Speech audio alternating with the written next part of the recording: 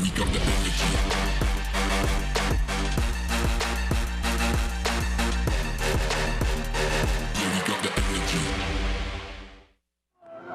Broadcast of this championship game is made possible by the Cherokee Nation, our people, our culture, our history, our future. To learn more, go to visitcherokeenation.com and say hello to the Cherokee Nation. The Electric Cooperatives of Arkansas. Over 2,500 team members across 17 local electric distribution co-ops, powering homes, farms, and industries somewhere across Arkansas. We are the Electric Cooperatives of Arkansas. Power and people.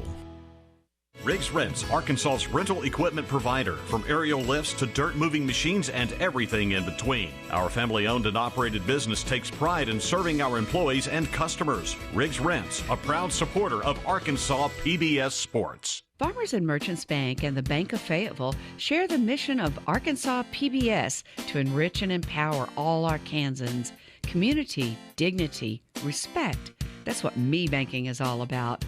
More at mebanking.com. Local broadcast of Arkansas PBS programming is made possible in part by Community Bakery. Scratch-made breads, pastries, cakes, treats, and locally roasted coffees. Served daily at 2 locations in Little Rock, 1200 Main and 270 Shackelford. During the past year, we've been traversing the natural state with our cinematic drone, from lakes and rivers, waterfalls, scenic byways, mountains, swamps, overlooks, and towering rock formations. This unique documentation of all 4 seasons from all 4 corners of the state with an aerial cinematic perspective will give you, the viewer, an Arkansas adventure like never before.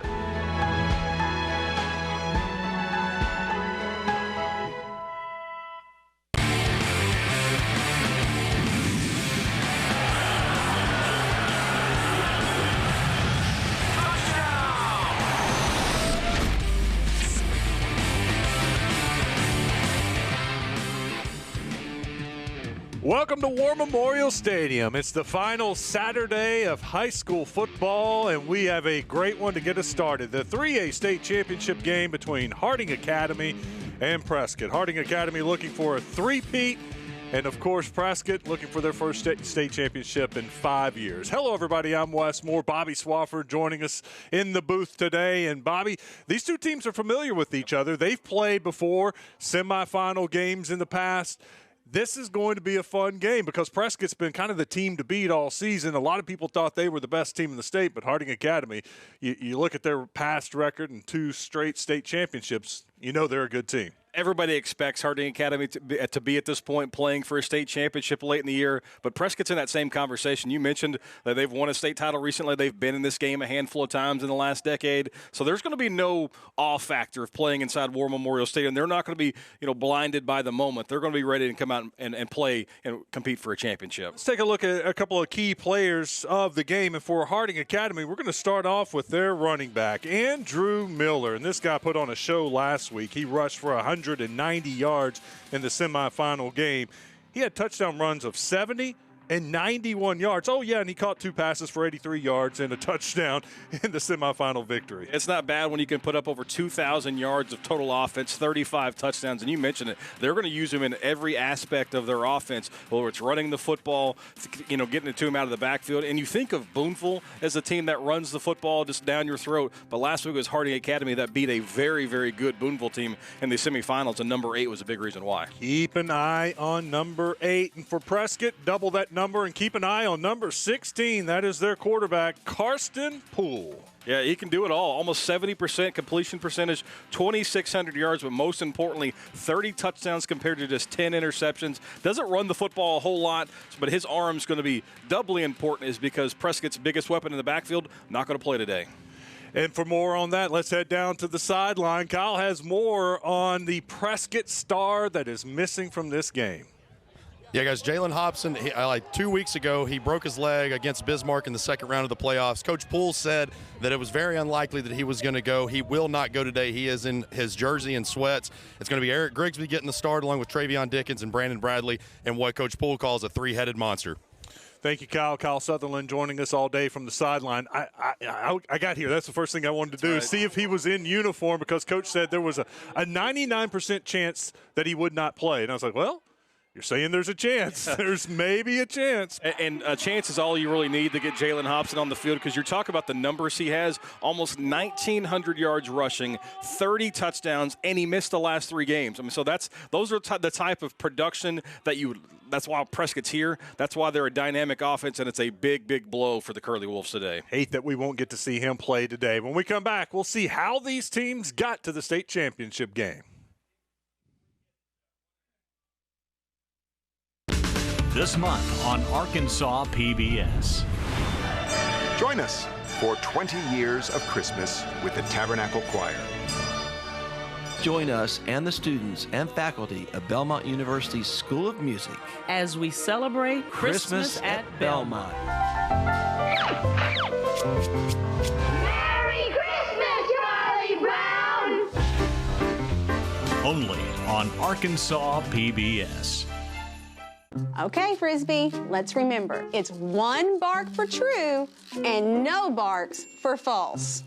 Arkansas PBS is Arkansas's largest classroom. Bark! Frisbee didn't eat my slippers. Oh, Frisbee, how could you? No, I'm sorry, Miss House. I was gonna tell you, but it slipped my mind. Please don't let it slip your mind and donate to Arkansas PBS today. Bark! Centennial Bank is committed to you.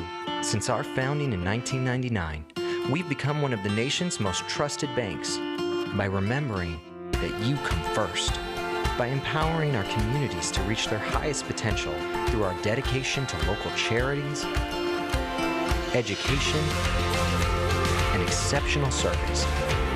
Because we are proud to call Arkansas home. Banking with you in mind. Centennial Bank, member FDIC.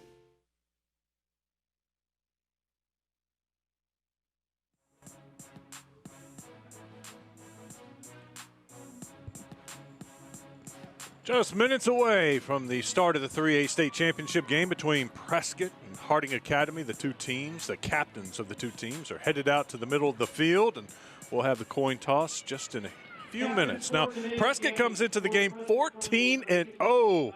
It's pretty solid, Bobby. Can't get much better than that. And they've done it the last couple of weeks without their star player. But last week to get a big victory over McGee, who is a team that's been in the top 2 or 3 all season long. You mentioned how Prescott was the favorite. McGee, in some quarters, they thought they were the best team.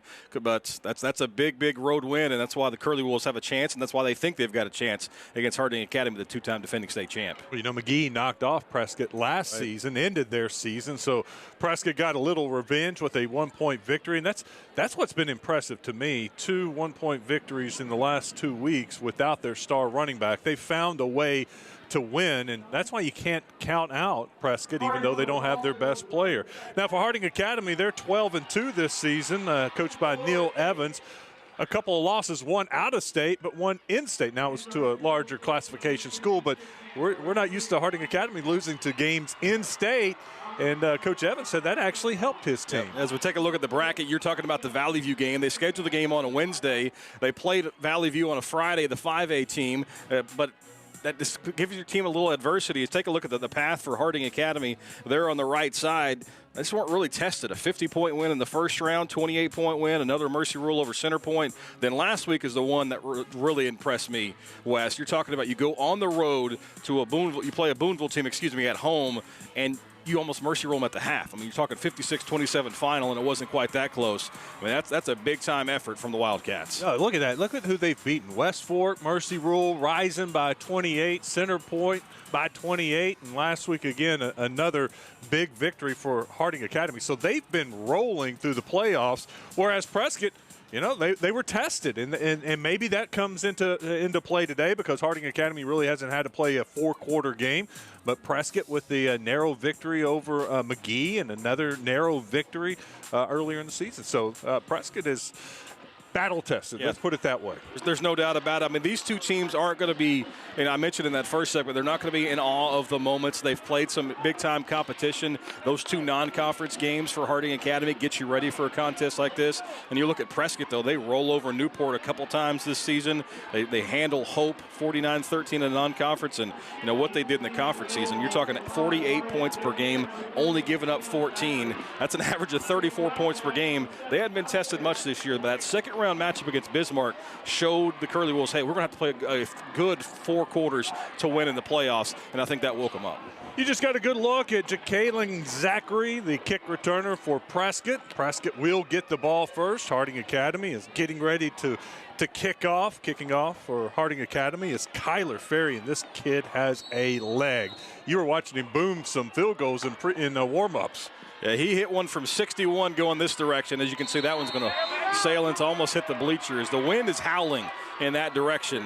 Is that north to south here at War Memorial Stadium? Yes. And so he's in range. If Harding crosses midfield, he's going to be in range. So 61, he was kicking from he was at the midfield? He was actually lined up at his own 49 when he booted that one through the uprights. Well, that one sails through the end zone, so Prescott will take over 1st and 10 from their own 20-yard line. Prescott quarterback Karsten Poole, we featured him, but he has a couple of different running backs, and he's used to it by now. You'll see some different formations throughout the game for Prescott. He's going to bring the receiver next to him in motion. Looks like Zachary next to him. Fakes it to Zachary. Quick pass out. And right away, Harding Academy swarms Grigsby.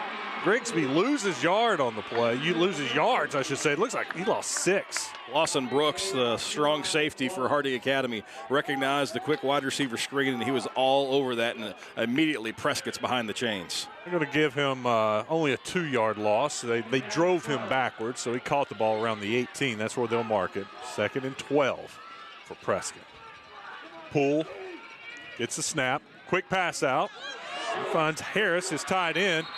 Not a lot there for Harris, but he'll pick up the lost yardage and about 3 more. So give him 5 on the gain. Ryan McGahey there to knock him out of bounds. It's clear on those first 2 pass attempts, Wes, that Prescott's going to try to spread out the Harding Academy defense and make them make plays in space, one-on-one tackles. And at least through the first 2 attempts, Harding has been up to the task. First 3rd down for Prescott. 3rd and 7 to go. Poole in shotgun. He's got 2 receivers to his right, 3 to his left. Poole escapes the pocket. He's looking deep. He's got a receiver there. It's underthrown. The wind came into play, and Harding Academy almost picked it off.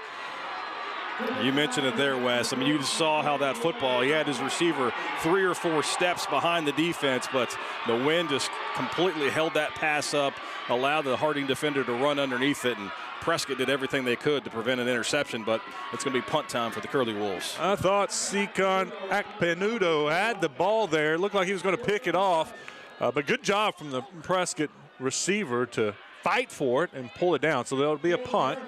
Probably would have been a good punt. May have to look at this. They may get better field position by dropping that ball, actually. The wind is certainly against Prescott right now, and you're going to see it right there about halfway through, and it's going to be about the same field position after the good roll here. We got a good roll, good bounce there. The wind is certainly going to be a factor for teams going right to left on your TV screen. So Prescott downs the ball at the 28-yard line. That's where Harding Academy will take over after the 3 and out. Harding Academy, of course, led by quarterback Cade Smith. Razorback fans, you'll see Cade in a baseball uniform in a couple of years. He's already committed to Dave Van Horn. Andrew Miller, the player we told you about, got to keep an eye on Andrew Miller. He'll run it. He'll catch it out of the backfield. He's got some good wide receivers, Jackson Fox, Landon Koch, Wyatt Simmons, Kyler Hoover. 1st and 10. We'll change the formation. Got one-on-one at the top of the screen, but quarterback's going to keep it. No, that's actually Miller with the direct snap. Miller gets outside. Look at Miller fighting for yardage. Didn't look like there was a whole lot there, Bobby, but Miller got it up to past the 36-yard line. That's a pretty good indication why he's got almost 1,600 yards rushing. He looks like he's hemmed up in the backfield. Outside leverage there for Prescott, but just a little hesitation move, a stiff arm, and able to pick up 8 yards. 2nd and 2. Smith calls Miller back. Smith's going to keep it. Picks his way. Close to the 40. He's going to be driven out of bounds by O'Marion Dickens. I'm going to mark him short of the 40. I thought maybe he got to the 40. It doesn't matter. That's a first down. You know, Cade Smith's got 101 rushing attempts coming into today, 460 yards, so averaging, right about 4.5 yards a carry, just enough there to move the chains. They run the football enough with the quarterback to keep you honest, and you can't keep all of your eyes on number 8.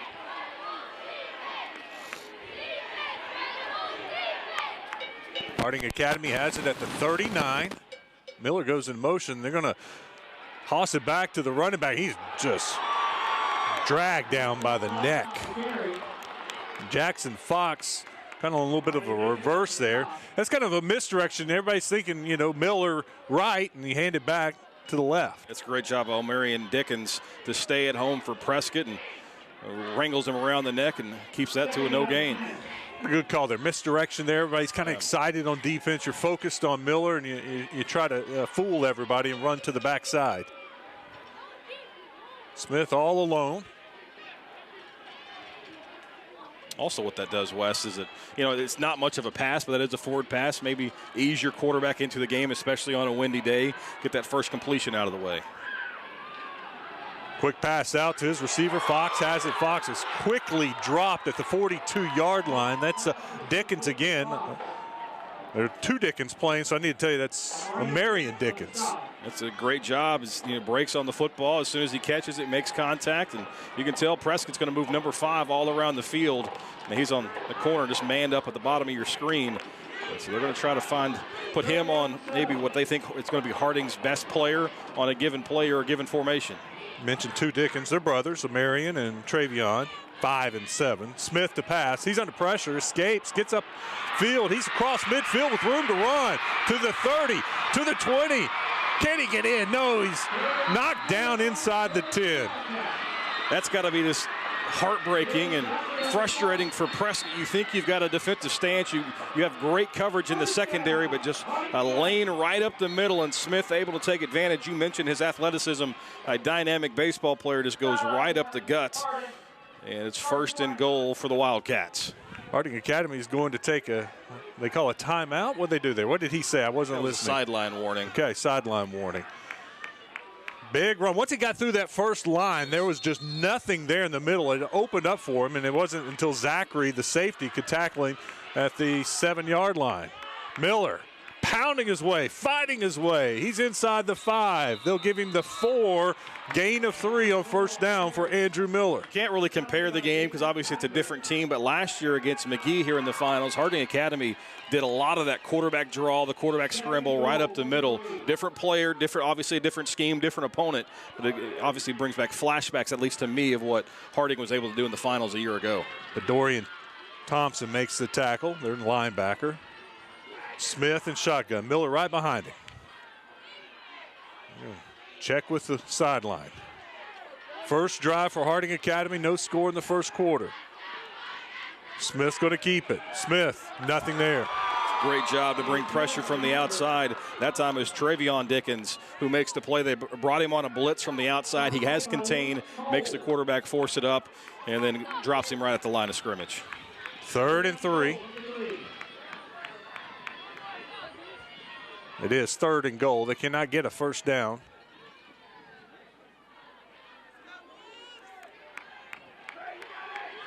Smith and shotgun. Here comes Miller. Smith looking to throw. He's under pressure, and he's brought down. Prescott's defense buckling up inside the 10.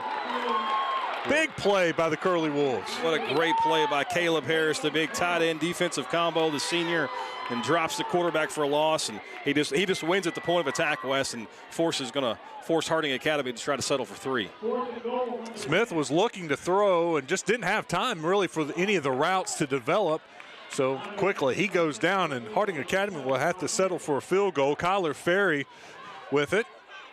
High snap, they get it down, kick is away, and it is good. So Harding Academy gets on the board. Good credit to the holder there to get up get that high snap, put it down, and Ferry makes it 3-0. You are watching the Centennial Bank State Championships on Arkansas PBS Sports. You're back. It's good to have you home, James. The best practice in Glasgow. They've offered me a job, but to work out if there's something here worth staying for. Oh, someone? Helen. I'd like to have danced with you again. If your toes could take it. Tristan! Why don't you try standing up to him? Have you met my brother? No, I'm always open to new ideas. I need to talk to you about Glasgow. You belong here. This is your home.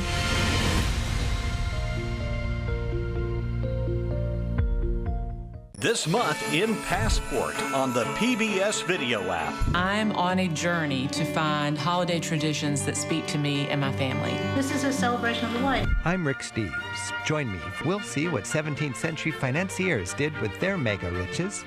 Don't slap it. What did it do to you? Join Bridget, Julia, and the rest of the America's Test Kitchen gang. These and other shows from Arkansas PBS are available with Passport on the PBS video app. Interested in what's next on our great Arkansas PBS lineup after the state football finals? All you got to do is visit myarpbs.org/schedule to see what's coming up. You can also set program reminders. Kick is away, and kick is through the end zone. Ferry with that big-time leg. Yeah, he's ranked in the top 10 in the national kicking rankings. He's probably going to be kicking on Saturdays before too long. And that's going to be that's an obvious weapon in high school, Wes, and you've seen it. You know, the kicking game is so important. You know, Prescott's defense makes a nice goal line stand to limit them to 3 points, but it's still 3 points and puts Harding up front. Yeah, it's a win for Prescott's defense. You know, after the big play, and how about you go back to the tackle that Zachary made to prevent the touchdown? That's a 4-point play. And so now I got to think that the Prescott defense feels good, settle down, hold them to 3. Let's go out and get some points. That's what Prescott's looking to do. First play, under pressure, quarterback's Poole gets out of some pressure, and he scrambles up the middle, picks up 4 on the play. And we talked about how effective the Harding quarterback scramble game was. That time, Carson Poole able to do the same thing. You know, he's not going to run it a ton, just 44 rushing attempts coming into this one, but able to tuck it up and get in front of the chains. Butterfield finishes him off. They're going to run the ball on second down. They'll pick up about 4 more yards. So that'll bring up 3rd and short. Aaron Chisholm on the tackle for Harding Academy. That's a good look at Eric Grigsby. He's kind of taken over that starting role for Hobson in his absence. 388 yards, but 8 touchdowns this year. Grigsby again, a couple blockers there, but what a play from the Harding Academy defender. He slipped the 2 blockers and dives in for the tackle. Eli Wallace. It is first down. That was just enough. Man, I saw those 2 pulling blockers. I thought this play might develop into something, but Eli Wallace just snuck through those 2 guys and made the tackle. Prescott gets the first down. The ball is marked at the 30, so new set of downs for Poole. Wildcat looks like. But Zachary with it, coming left. Zachary gets 2 before he's thrown out of bounds. Aaron Chisholm again on the tackle, pushes him out of bounds.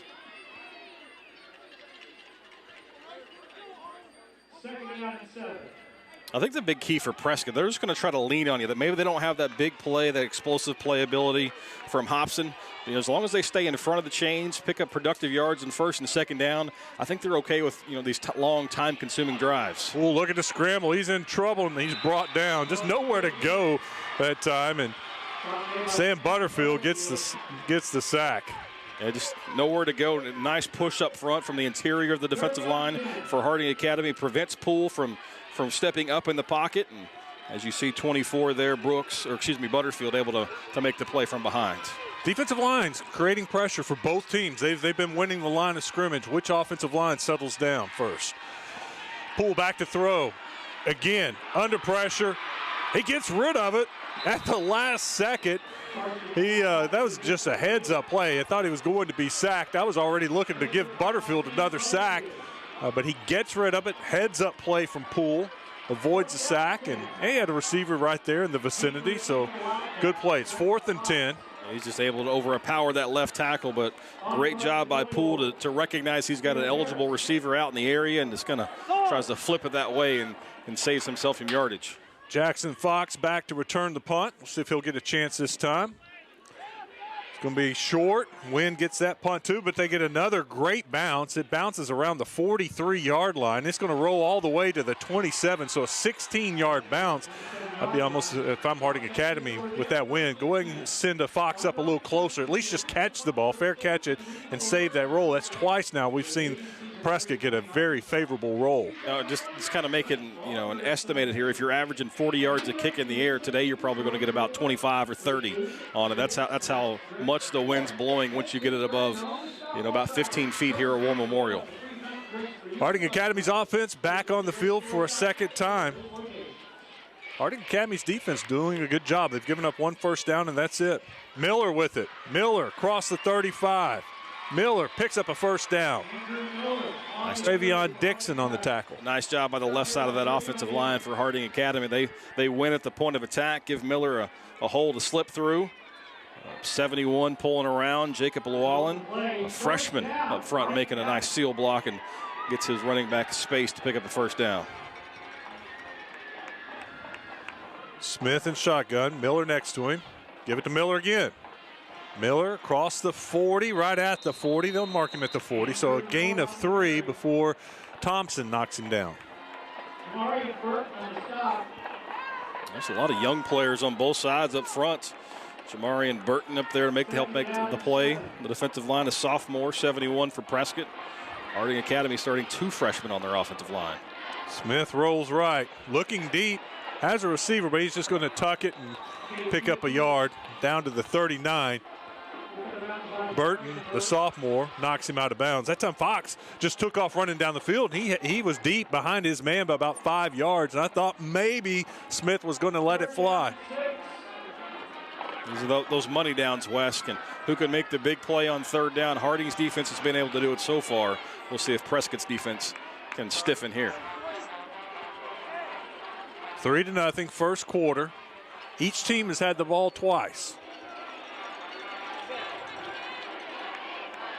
Smith's going to throw on third down under pressure, but he puts it on the money to Koch. Landon Koch makes the catch. He's got the first down all the way to the Prescott 40-yard line. That's a great route there by Koch. He runs to the sticks and turns around like it's going to be a curl route, but then he kind of shuffles back into the middle of the field and finds a little hole in that defense, and quarterback hits him right in stride, and a big gain. Now they're on the Prescott side of the 50.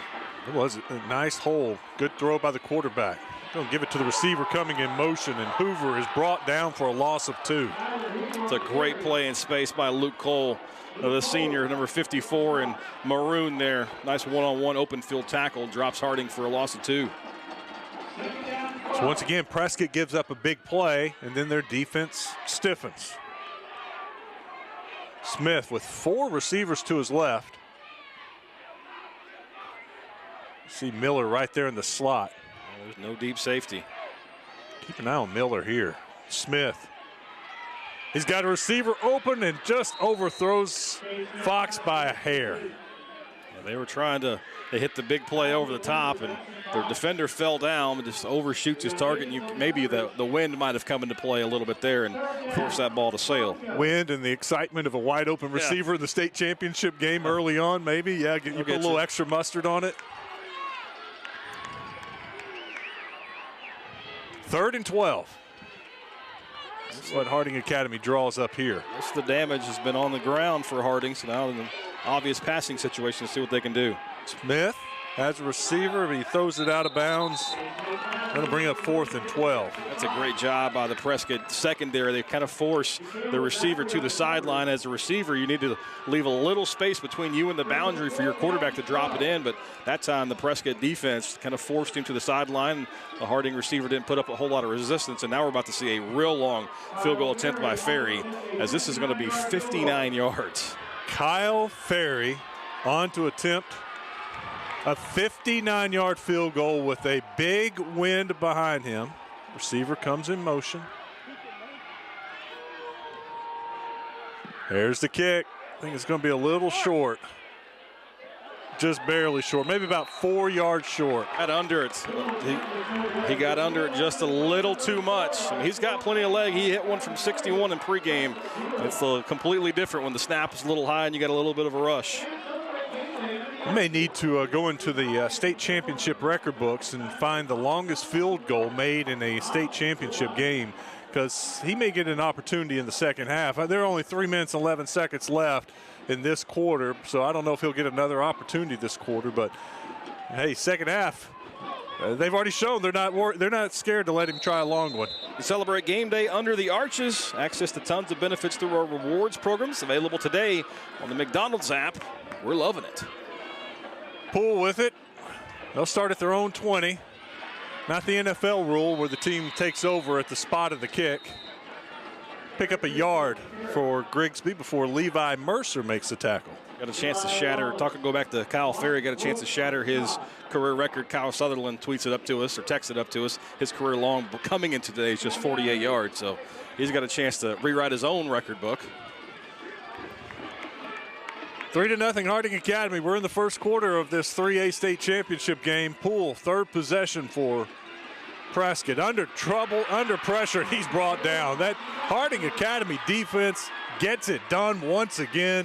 This time it's Levi Mercer. That's back-to-back plays for Levi Mercer. He's just there on the right side of your screen. He wins the tackle, kind of just a power rush past the right tackle of Prescott. He's able to drop Poole for a big loss, and this is where Prescott cannot be, and that's 3rd and a mile. And give credit to Peyton Cole also. The linebacker came in. They kind of met at the quarterback, and just nowhere really for Poole to go. Yeah, that pocket broke down too quickly, didn't allow his receivers time to get open, and he went down. 3rd and 17. I may have spoken too quickly. Harding may get the ball back in this first quarter. Under pressure again. It's a screen play. They got good yards. They're not going to pick up the first down, but they did a good job. It developed into a little something for Prescott. I think that shows you how much they think of their tight end, Caleb Harris, but also how athletic he is. How many times you're going to see a tight end run a tunnel screen, coming back across the middle? He's real athletic. I believe he's got a Power 5 offer. Good-looking athlete now, but he doesn't get enough, and now he's going to be forced to drop back and punt. I thought Harding Academy might take a timeout here and try to save these 20 seconds and have some more time to play with the wind. That's going to be real interesting in the second half, too. What are they? Obviously, you're going to take the football, but teams are likely going to be playing to keep the wind in the fourth quarter. Let's see what this flag is, if it's going to be roughing the punter or just running into the punter. But they definitely hit the punter, and the flag was dropped. Ball was marked down at the 45 of Harding Academy. It's 4th and 6, so if it's a 5-yard penalty, let's see what Prescott's going to do. Running into the kicker, defense. 5 yards from the previous spot, re-kick. So now you roll the dice if you're Prescott. Final 63 seconds of this first quarter, down just 3-0 going into the wind. You trust your offensive line enough to pick up a yard against a Harding defense that's given up only 17 yards here in this first quarter. Mark it off. It's 4th and 1. The ball will be marked at the 29-yard line. Now they marked it wrong. They're going to have to remark that. There they go. The fans, you can hear the Prescott fans getting after him. But they're going to mark it at the 29. They have to get it to the 30, so a full yard. And Prescott's going for it. It appears they're going for it. And they're going to get it. There was a nice hole there between the center and the left guard. And running back saw it, hit it, and got across. What a gutsy call there early in this game. I like the confidence there, but the big block is number 77, the left guard. You mentioned it, Wes. Tyson Koger, the senior lineman, he wins at the point of attack, moves the line of scrimmage, and just enough space for his running back to squeeze through and get the first down. I love that. Going for it. Rolling the dice. Prescott picks up 4 on first down. Good run there by Grigsby, spinning down across the 35. And just the confidence from Coach Glass of your team, your offensive line, to pick up a first down, because you've got the football up, at your own 30-yard line. You're guaranteed to give up points, at least a field goal when you're facing a team with a kicker like Ferry. They do not have to snap it. They got up there quickly, and I thought, hey, they're rolling. I thought they were just going to let the clock run out, and as quickly as they jumped up the line of scrimmage, made me think they're going to keep going, but they're not. That's going to be the last play of the first quarter. 3-0. Harding Academy leads it over Prescott, but you have that feel. Prescott's got a little something going here. Stick around. Second quarter action coming up. You're watching the Centennial Bank State Championships on Arkansas PBS Sports. Thanks, George. Appreciate it. At Big Red Stores, we're always proud to sponsor, support, and partner up with many events and activities throughout the community. Among them, high school championships throughout the state of Arkansas. At Big Red Stores, our team members are always ready to assist you to make your visit with us a pleasant one. And at Big Red Stores, we recognize that none of our support or ability to serve the community is possible without you. That's why at Big Red Stores, you're always the MVP of the Big Red team. Big Red Stores, now more convenient than ever. Broadcast of this championship game is made possible by the Cherokee Nation, our people, our culture, our history, our future. To learn more, go to visitcherokeenation.com and say hello to the Cherokee Nation. The Electric Cooperatives of Arkansas. Over 2,500 team members across 17 local electric distribution co-ops, powering homes, farms, and industries somewhere across Arkansas. We are the Electric Cooperatives of Arkansas. Power and people. Riggs Rents, Arkansas's rental equipment provider, from aerial lifts to dirt moving machines and everything in between. Our family-owned and operated business takes pride in serving our employees and customers. Riggs Rents, a proud supporter of Arkansas PBS Sports. Farmers and Merchants Bank and the Bank of Fayetteville share the mission of Arkansas PBS to enrich and empower all Arkansans. Community, dignity, respect. That's what Me Banking is all about. More at mebanking.com. Local broadcast of Arkansas PBS programming is made possible in part by Community Bakery. Scratch-made breads, pastries, cakes, treats, and locally roasted coffees. Served daily at 2 locations in Little Rock, 1200 Main and 270 Shackelford.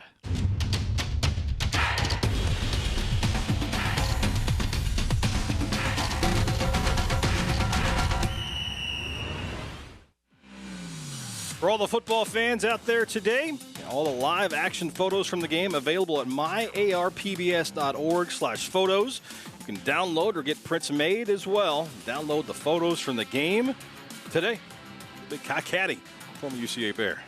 Going the Wildcat for Prescott on 2nd and 5. They got a first down and much, much more. There goes Zachary at the 25. Cuts across the field. He's got a blocker. He is gone. Zachary on the board for the Curly Wolves. What a great cut by Zachary. The Harding Academy defensive back had the angle, so he cuts back into the grain, uses his athleticism, and a big play. The first time they've got the wind, and they put it in the end zone. Zachary came into the game with almost 500 yards rushing and 6 touchdowns, 457 to be exact. Well, you can put him over 500 for the season now. He made his mark catching the ball, 42 catches, 881 yards receiving, but he just scored his 16th touchdown of the season. Prescott will try the extra point. They're going to stop play for a second. See what the official's doing here. Looks like we might have a review. Maybe he stepped out of bounds. Under review. We're going to at least look at it.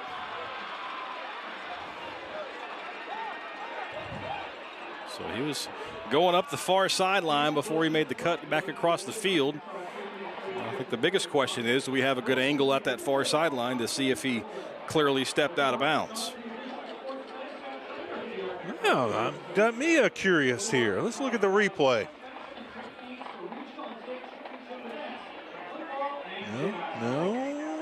No. Whoa, maybe. Go back one step there. All right, let's look at it again. Everybody at home gets to be an official replay review official right here. Nope. I think it's this one right here. It is heel touch. The heel touch.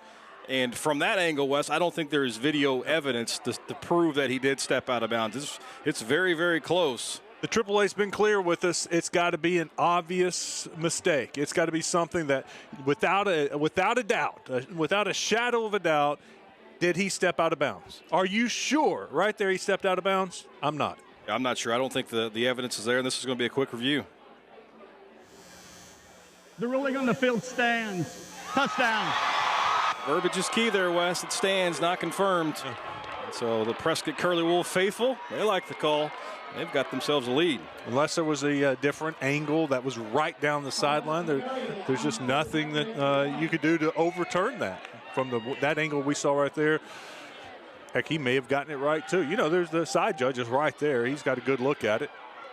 So the extra point now from Carlos Zacharias. Kick is slow line driving to hit the crossbar. It's no good. 6-3 Prescott.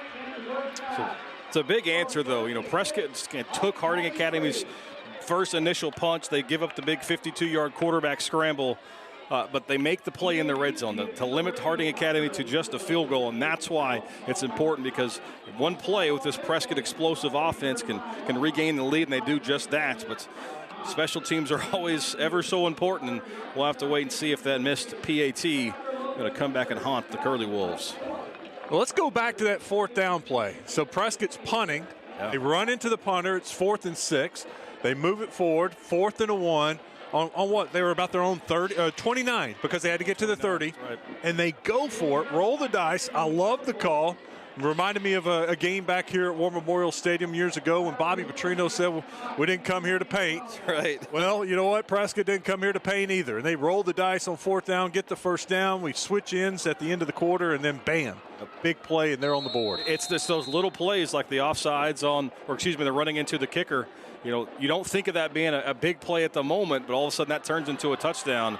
And those plays can certainly swing momentum. Line drive kick by Zacharias, and Harding Academy is going to get a chance to return this. They're across the 30.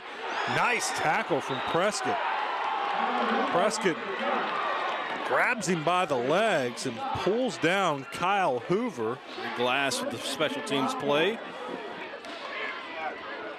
That's what you got to be able to do. And it's one thing to run down the field full speed, but got to be able to break down and make a play, and that's what number 11 in maroon does right there. Good tackle by Jerry Glass. Prevents a big play there. If he gets to the sideline, may have some room to run. So Cade Smith and company will take over at their own 30. We'll see how Harding handles the wind. See how they handle being behind. It's true. Haven't done that. They probably haven't been behind since the non-conference schedule. We'll toss it out to Andrew Miller. Makes a cut. He gets to about the 30-yard line. No gain. Actually, they're going to say he lost a yard. It's our first look at Jason Patrick, number 1 for Prescott. 193 tackles this year for the Prescott defense. He's obviously the leader. 70 solo stops, 24 for a loss. Number 1 is that playmaker on the defensive side. Our buddy Mark Buffalo covers this Harding Academy team on a regular basis. He may know the last time Harding Academy trailed.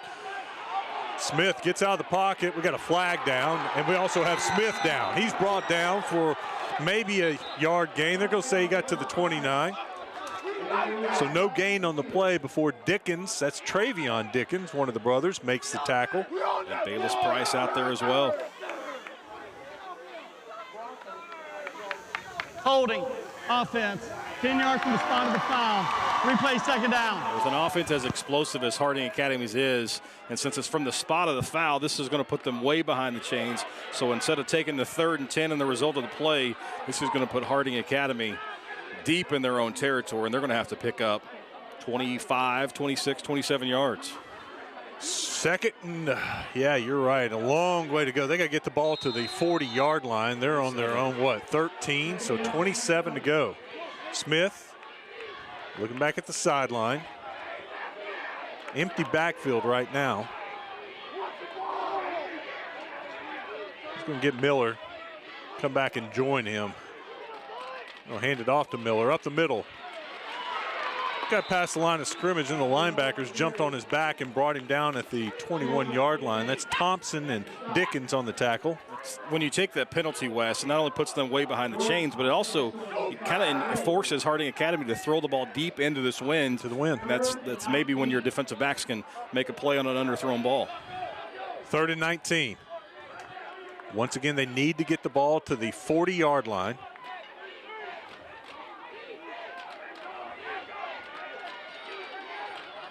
Smith looking to throw. Rolls to his right and just dumps it out to Miller. Miller looked up and had 3 defenders in front of him. Made one miss, but he's brought down at the 30, so it's 4th and 10. Thompson on the tackle again. Prescott just rushed 3, so they dropped 8. They were going to make Harding Academy just dump it off short and try to pick it up with yards after the catch, and they converge quickly, and all Harding can do is get back to the original line of scrimmage, but Ferry coming on to punt. We've seen him boom some kicks to see if he can boom a punt into this wind. Picks it up, gets it off. What a heads-up play. Saved a ton of yards and gets a great bounce. That's going to roll, keep rolling, all the way almost to the 32-yard line. We saw a special teams mistake from Harding Academy earlier. This one makes up for it. So Prescott decides not to rush anybody, and that might have come back to haunt them there, as they're not moving towards the football. Allows Ferry time to get back, corral it, and boom it away. And with the roll, that's a big flip of field position. Ferry atones for his mistake, for dropping the ball and letting it get past his head. He picks it up and just calmly kicks it down the field. And I wonder, being left-footed, if that helped, because there was a rusher coming in, and it's awkward when you're used to trying to block somebody with the right foot kick, and all of a sudden he's kicking with his other foot, and he gets it away, gets a great bounce. So Prescott takes over at their own 31. Poole fakes it to Zachary. He keeps it and goes nowhere. Should have handed that one off. We give special thanks to Community Bakery for providing food for our crew and their continued support of Arkansas PBS. Cooper Welch on the tackle. He's got 23 tackles for a loss this season. He makes a tackle just past the line of scrimmage, so it's a gain of 1. 2nd and 9 for Prescott. Trying to add to their lead. They scored on their last drive thanks to a big play from Zachary. Going to pass it this time. Poole under pressure. Cannot escape the pressure. Again, Levi Mercer just wins a one-on-one battle. He lines up at the left defensive end. He keeps outside leverage, and quarterback rolls right to him right there, and that's an easy sack, and now Prescott's way behind the chains. I think Poole saw Cooper Welch kind of break free on the inside, and that made him run out to the outside, and he ran right into Mercer. It's good complementary defensive rushing football there. 3rd and 24. Looks like Harding Academy is going to rush just 3 and drop 8. A little taste of Prescott's own medicine. Back to throw, under pressure, throws it up. He's got a man open, he connects. What a throw under pressure, and he finds his big tight end, Caleb Harris. I hate to even call him a tight end. He's not your typical tight end. He's able to win the route up the field to post, and the wind certainly helped that throw as he gets it downfield, and a big-time effort there by Poole. He knows he's going to take a big hit, delivers the football down the field. But Poole's going to have to come out because of an equipment issue, it looks like. He comes over to the near sideline. They're going to be able to keep him in. Just getting the play from the sideline. But what a big-time throw on, was that 3rd and long. And he took a lick. He had a man in his face. He stepped into it, delivered a strike. And Caleb Harris is there to bring it in. 44 yards on that pitch and catch. And Harris is a good-looking player. It's 3 big plays from these two teams. 2 for Prescott, 1 for Harding Academy. That's led to our scores, and may lead to another one. Zachary with it. He's going to try to cut it back. There's a bunch of Prescott or Harding Academy defenders there, but look at the speed. He's able to outrun all of them to the sideline, gets it to the 30. There's a late flag. Let's see what that flag is. Hoover runs him out of bounds. It's the athleticism there for Zachary. That was going nowhere coming to the near side, so he stops his momentum, reverses field, and able to pick up 7 or 8, but this one likely coming back as going to be the illegal block or a hold downfield. We're talking about it. Let's get the call. It would be a gain to the 30, gain of 8. Holding, offense, 10 yards from the spot of the foul. Replay, first down. Since that one happened so far downfield, it's only going to be about a 3-yard penalty, but it does take away the yardage on the nice athletic play there from Zachary. They'll push it back to the 40, so it'll be 1st and 12. Poole hands it off. Grigsby with it. Nothing. Number 5, Kennedy Rush. 34, Trenton Hall. Both there to make the play. Second and long. No gain on the play, so let's call it 12. Second and 12 to go. It's impressive for Harding. We talked about the impact players. They've got a handful of freshmen who are making plays. Poole is going to give it to Grigsby again. Ooh, not a whole lot there. That Harding Academy defense is doing a good job of bottling up Grigsby. Grigsby's been thrust into the role as the guy. Averages 7.5 yards a carry. Got 8 touchdowns this year. He got 3 on that carry, so it's 3rd and 9. Zachary and Harris have been the playmakers and the go-to guys on key downs here in Harris's bottom of your screen. Poole rolls right. He's going to scramble back to his left. He's got room to run. He gets by one defender. He's going to be close to the first down, but he did not get there. Peyton Cole with the open field tackle. What a great job by Cole, though. I mean, that looked like that could have been a big gain. There was really one-on-one there, but 30 and White able to just get just enough of Poole, trips him up short of the line to gain, and now it's another 4th down. This time it's going to be 4th and about maybe 2, along a yard and a half to 2 yards. Cole doesn't make that tackle. He gets the first down easily. He might have gotten to the red zone. 4th and I'm going to call it 2. I think it's a full 2. Right at it. Got a timeout. Well, we got a flag. I thought Prescott was trying to call timeout.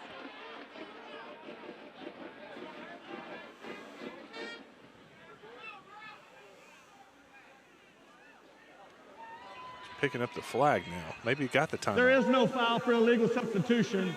We have a timeout first. Timeout Prescott. First charge timeout of the half. Prescott saw something was wrong. They wanted to get a timeout. They got the timeout. We'll take the timeout. You're watching the Centennial Bank State Championships on Arkansas PBS Sports. Centennial Bank is committed to you. Since our founding in 1999, we've become one of the nation's most trusted banks. By remembering that you come first. By empowering our communities to reach their highest potential through our dedication to local charities, education, and exceptional service. Because we are proud to call Arkansas home. Banking with you in mind. Centennial Bank. Member FDIC. Isn't there anyone who knows what Christmas is all about? We need a Christmas tree. A great, big, shiny aluminum Christmas tree. That's what Christmas is all about, Charlie Brown. Merry Christmas, Charlie Brown!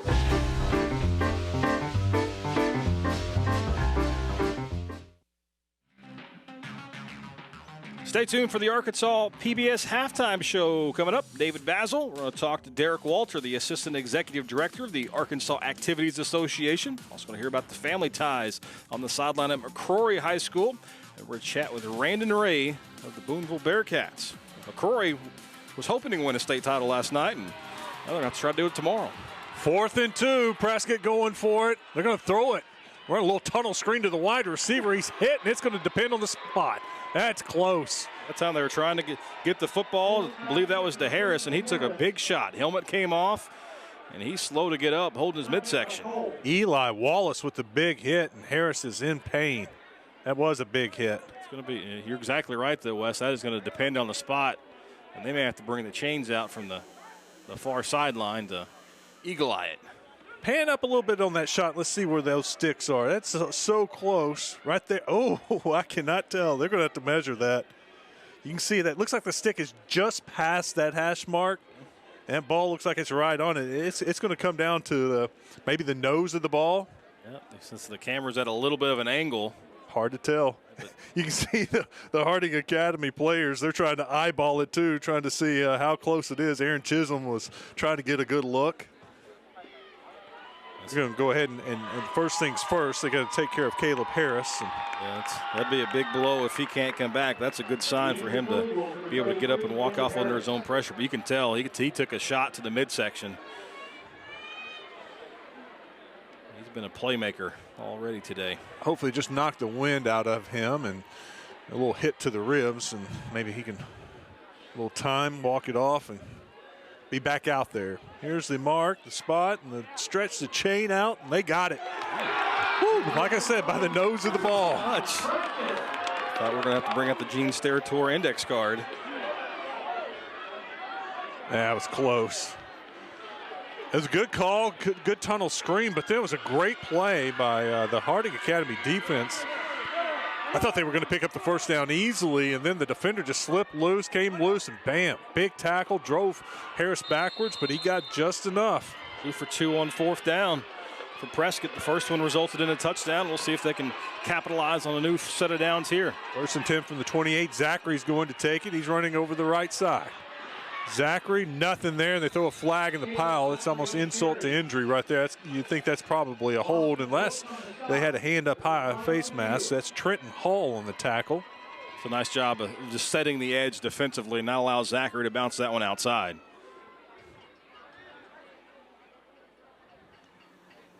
Holding, offense, 10 yards from the spot of the foul. Replay 1st down. It's going to be the 2nd penalty on Prescott. And 2 penalties on Harding Academy, so pretty well played ball game so far, knock on wood. Shouldn't say that, Wes, and jinx everything. It won't be as bad as what was it, the 6A game that we called. El Dorado had 15-plus penalties. It was 25 combined penalties and 9 turnovers. Not that I was counting.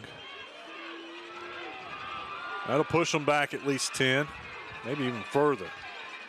1st and long, going to throw back. He's got a receiver open. Looks like that's Zachary, and what a play from the defender. Just at the last second, Hoover just gets a hand on it and knocks it away. It looked like that Hoover was toasted as the receiver was a full 2 strides beyond him, but that pass, even though it was downwind, held up just a little bit and allowed him to close the ground as they were trying to get the ball deep to Marion Dickens, and that was what I thought was going to be a walk-in touchdown, but nice closing speed there by number 25 in white to prevent the big play. I said Zachary, it was Dickens, 5, not 3, and he just didn't lead him. He had enough on it, but just should have let him in the middle of the field. He's just smashed from behind. Never saw it coming. That was Sam Swindle. The defensive ends are winning at the line of scrimmage for Harding Academy. That time, just a little rip move underneath the tackle, able to get by the left tackle for Prescott. And now the Curly Wolves are faced with 3rd and break out your abacus.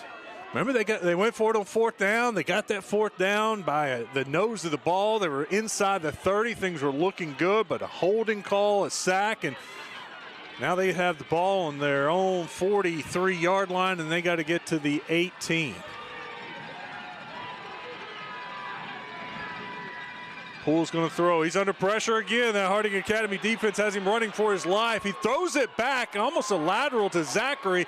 And hold on now. Zachary is brought down at the 45. Great job of that Harding Academy defense. That could have been another big play. Whenever you get the ball to Zachary in space, you got to hold your breath. He had a few blockers out in front. Nice job by the Prescott offense to recognize that they could have made plays, and we're getting the indication that was a backwards pass. So that's actually going to go in a run stat for Zachary. But again, Harding Academy stays at home and gets a stop on their side of the 50, and Curly Wolves punt teams out there. Simmons, Brooks, they bring him down. Good open field tackles on a very explosive player.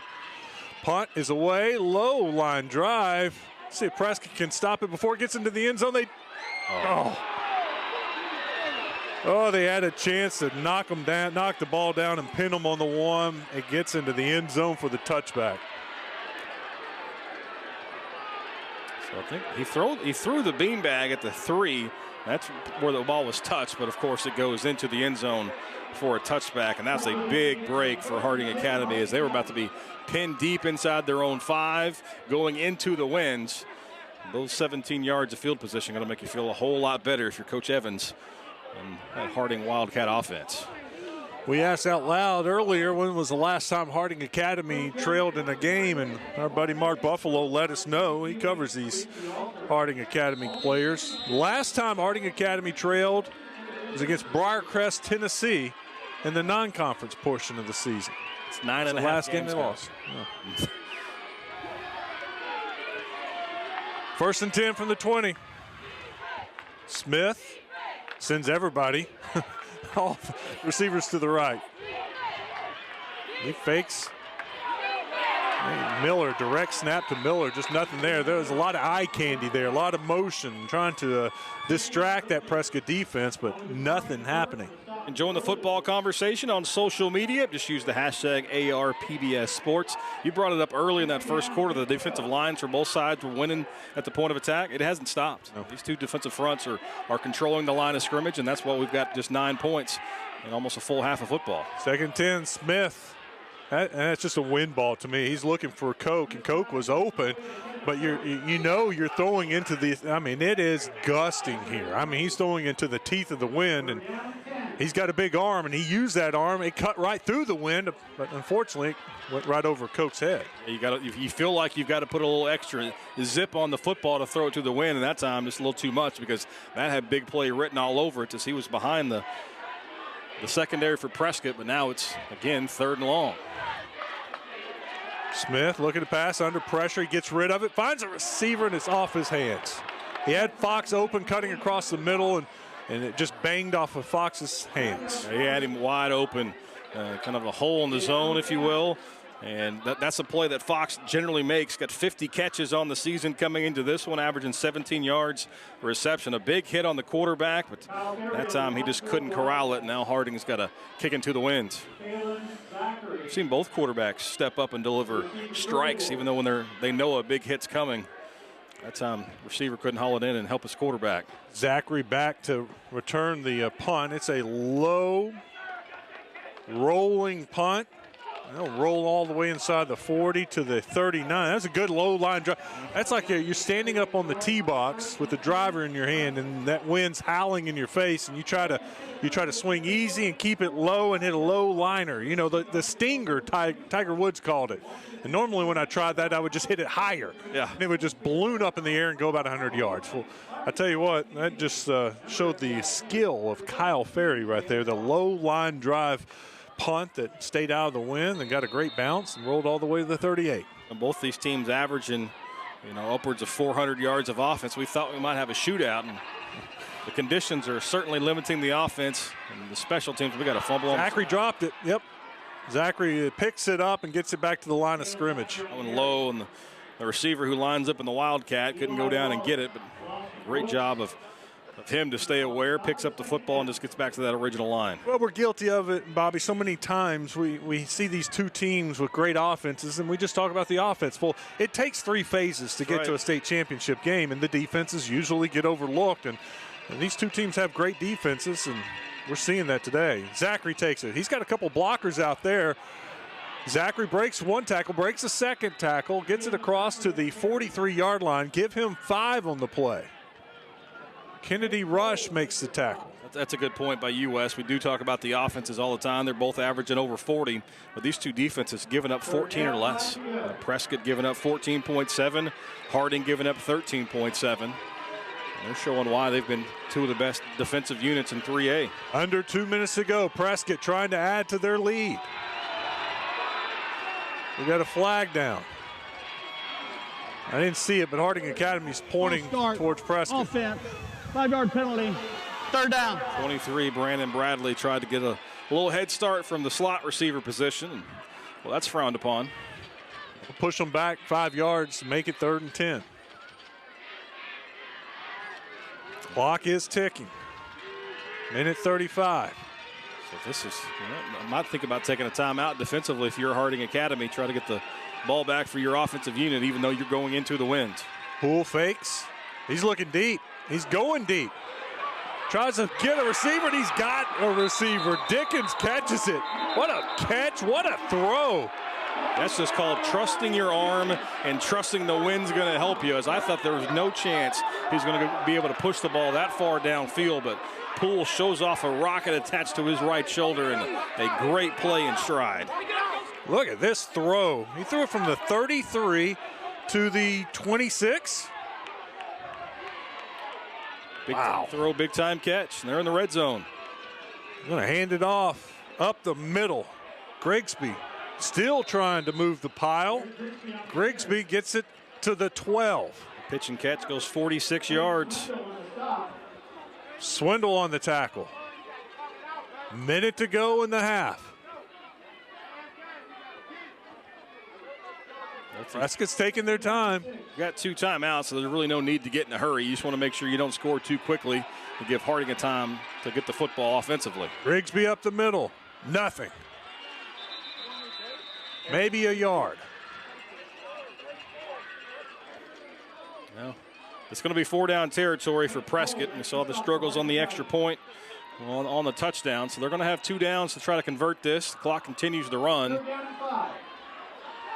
We're under 30 seconds here in the first half. Hole with another tackle. 3rd down and 5. Poole keeps it. Nothing. Harding Academy's defense steps up. Eli Wallace. Dropping for a loss of 1 and just no movement up front. For Harding Academy, he's not going to get his name on the stat sheet for that play, but 50, Levi Mercer just won at the point of attack and allowed the rest of his troops to get over and make the play. So the ball's at the 11-yard line. Prescott takes their timeout with 14 seconds to go. Can't pick up a first down, so they don't have to score. With 1 timeout and just 14 seconds left, the clock will stop if they do pick up a first down, but they're starting to run out of time. That clock certainly going to be a factor. Be a 28-yard field goal if they wanted to try it. The wind's behind them, but on Zacharias' first or only extra point attempt, it was a low line drive kick that never got above the crossbar, and it actually hit the crossbar. So I don't know how much faith they have in kicking it. I think you've got to try to find a way to get Zachary maybe coming on a shallow cross, maybe a speed sweep behind the line of scrimmage, but number 3 is going to be who I would be looking to first to get the football to. And we've seen 5 also been a target and just made the big play on this drive, Marion Dickens. And then, of course, Caleb Harris. Is he back out there? Have we seen Harris? Yep, Harris is not back out there, so his big frame's not going to be an advantage here. Harris is still on the sideline trying to walk it off. He's still in a little pain. Does not have his helmet. 4th down and 5. Poole calls for it. He's rolling right. Roll back. He's going to throw it back left. And he got him. Touchdown Prescott on the throwback pass. What a throw. You can see that was a slow developing play, but the running back or the receiver just kind of sneaks out the backside and he wins the race, and what a perfect throw.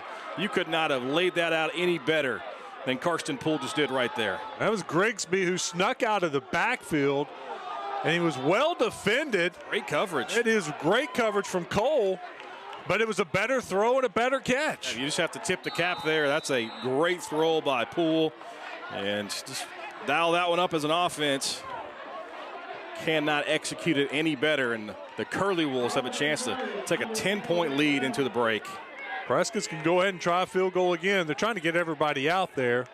They're missing somebody. They have to take a timeout, and they've got one to burn. Yeah. They're going to call timeout. What a throw. We saw 2 great throws from Karsten Poole on that drive. In fact, we've seen 3 great throws from Poole. Remember, he was under pressure and delivered a dime way down the field earlier in the second quarter.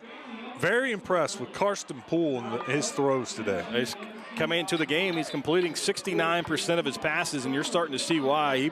He puts it on target, and the reason that throw right there was so impressive, it's kind of going across the wind. He throws it across the field, so the wind not exactly helping him on that one, but it's a great throw, great play, and good offense. Just happens to be good defense on that one.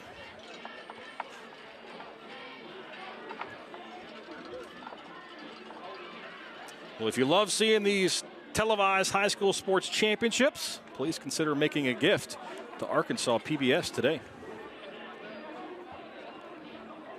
So Prescott adds to their lead with 8 seconds left in the half. Let's see if they're going to stay with the field goal or maybe try. It looks like they may be going. No, they got the kicker out there. I see him now. Prescott gets the ball to start the second half. Is that right? If I recall correctly. Harding went down, kicked the field goal the first possession of the game, right? No, they got a 3 and out. That's okay. You're right. Prescott got the ball first. Too many downs have happened since. That's a long time ago. Encroachment, defense. consider going for 2 here now. Yeah. You move it half the distance to the goal. They're telling them, go ahead and move it half the distance. But they're not. The kicker's just going to get a little bit closer. I'm with you. I'd go for 2 here. Push it up to 11. But it's already a 2-possession game. Try to make it 10. Let's see if Zacharias has a better kick this time. He does not.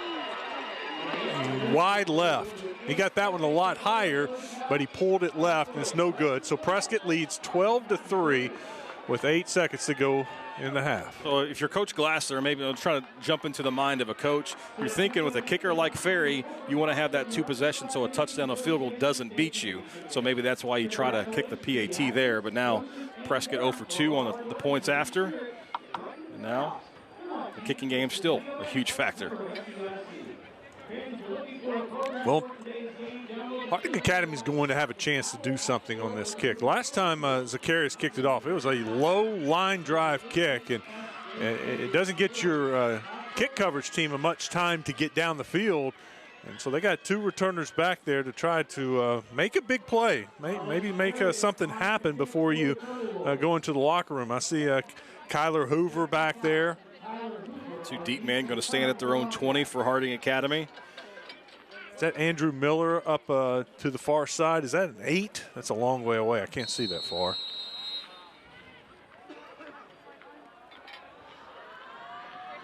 A little higher this time. That's actually Fox with it. Fox heads to the sideline.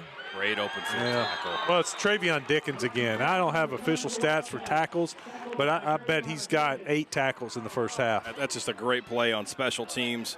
He gets down the field, breaks down, makes the play, and now Harding Academy going right into the wind with 3 seconds left. You got to believe they may just run the football and get into the locker room.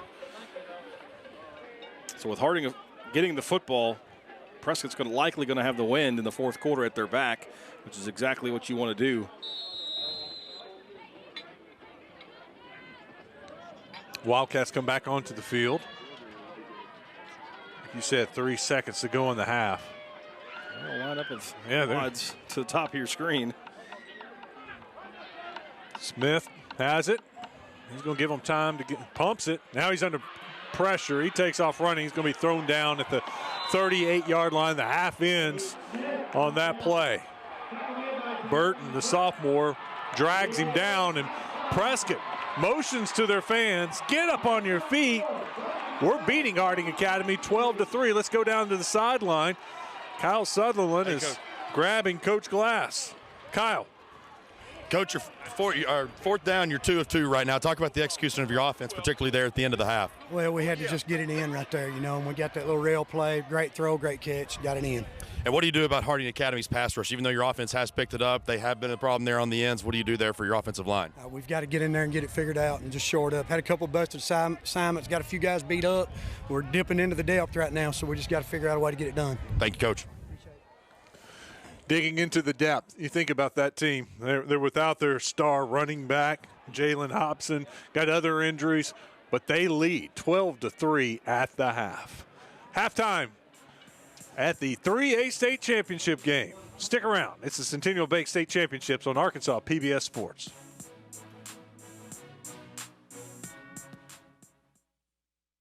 For every moment, for every memory, from that first car to your first home, to your first child, and all the highs and lows that tomorrow might bring. For everything that matters most to you and your family, there's someone right around the corner dedicated to helping you protect what you love. Your local Farm Bureau Insurance agent. Farm Bureau Insurance. Real service, real people. Hi, I'm Susie Everett, wishing you and your family a Merry Christmas and Happy Holiday Season. With our busy lives today, we often forget the greatest gift of Christmas. For unto you is born this day in the city of David a Savior, which is Christ the Lord. I hope all of us will take the time and share the love of Christ this season. May your holidays be filled with joy and blessings.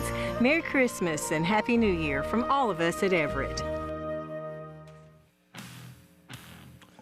Halftime at the 3A state championship game. There you see it. Prescott leads Harding Academy 12-3.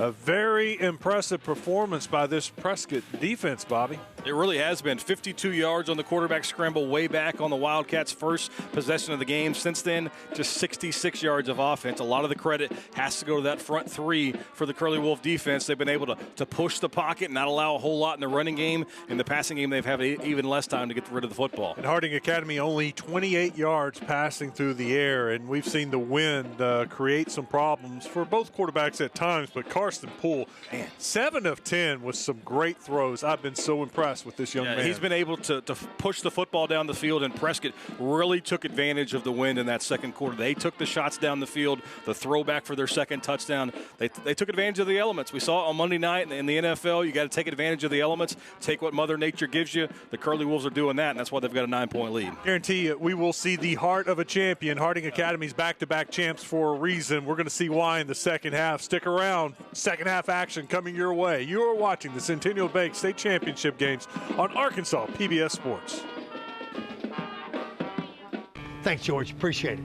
At Big Red Stores, we're always proud to sponsor, support, and partner up with many events and activities throughout the community. Among them, high school championships throughout the state of Arkansas.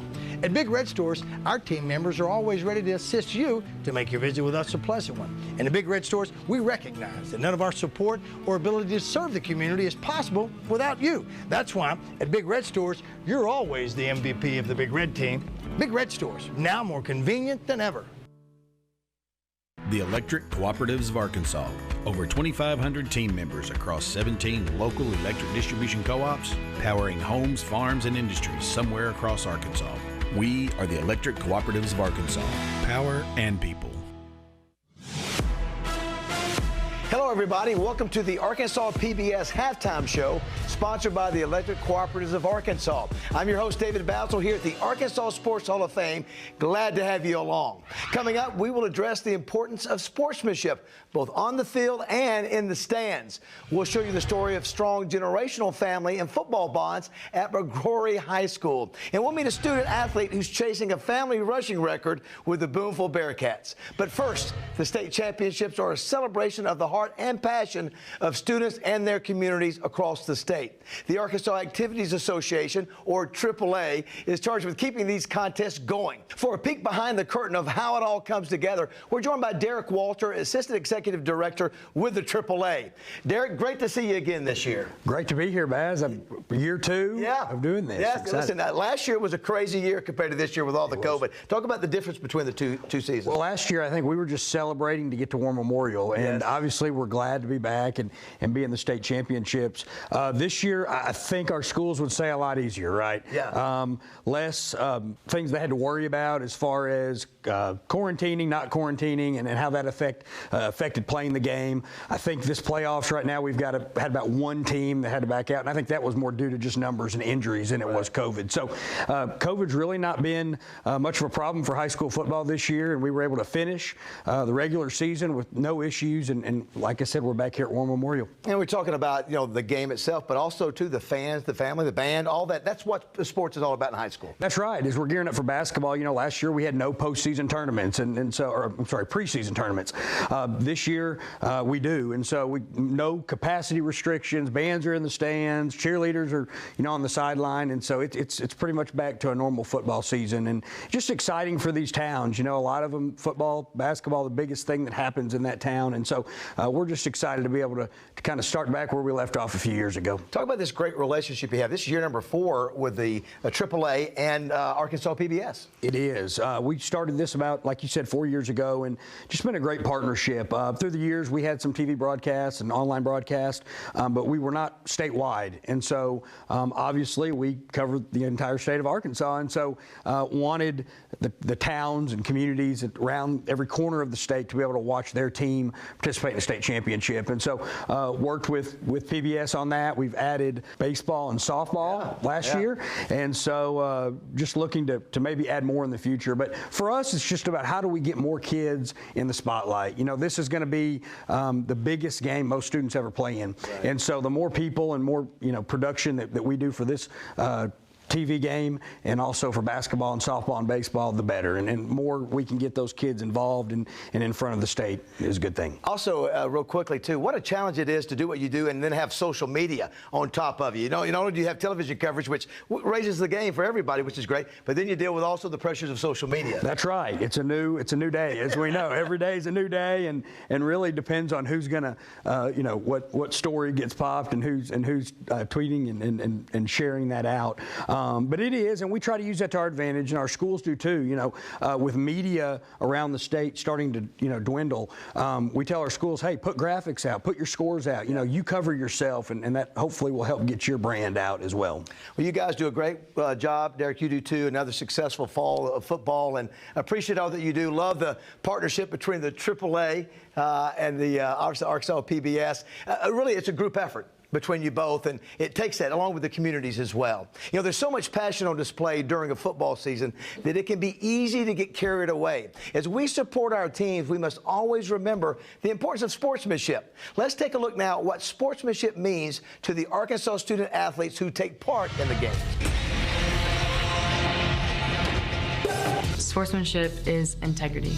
Sportsmanship is respect and kindness. Self-control. Accountability. Character. Persevering through challenges. Playing for the love of the game. Sportsmanship to me is all about respect, staying true to who you are, and being kind. Having respect for everyone on and off the field. Sportsmanship means to me that you have respect for yourself and other players, and you can keep your emotions together and just have fun with the game. Sportsmanship means respecting all players, coaches, and officials on the field and having a positive attitude. Sportsmanship is just being honest and being fair to not only your teammates but opponents. Games may get heated, intense, and personal. This would likely lead to chaos and maybe even violence without sportsmanship. Negative sportsmanship just brings the game down. It makes it not fun anymore. As a player, it takes fun out of the game. It doesn't just affect you, it affects everyone around you, it affects your team. As a player or an athlete, it has a very negative effect. I feel like my game isn't the best that it can be because someone else is putting a damper on it. And it just brings us all down in a sport that should otherwise be fun and enjoyable.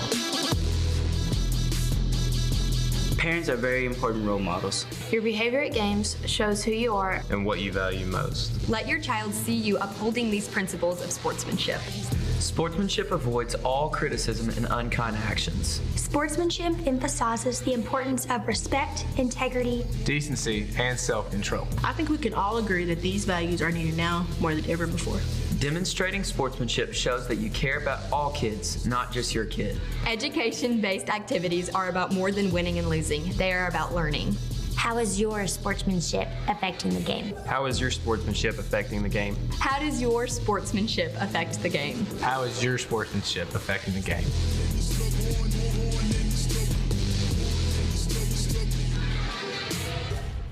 For some communities and families around the state, football is a way of life. That is certainly true at McCrory High School, where a sideline legacy has spanned generations. Here's their story. All right, here we go, man. Here we go. Here we go. Honestly, football is it's been so special, when you think back to 4th grade when we all started. Nice job. Nice job. I love it. That's what I think about all the time.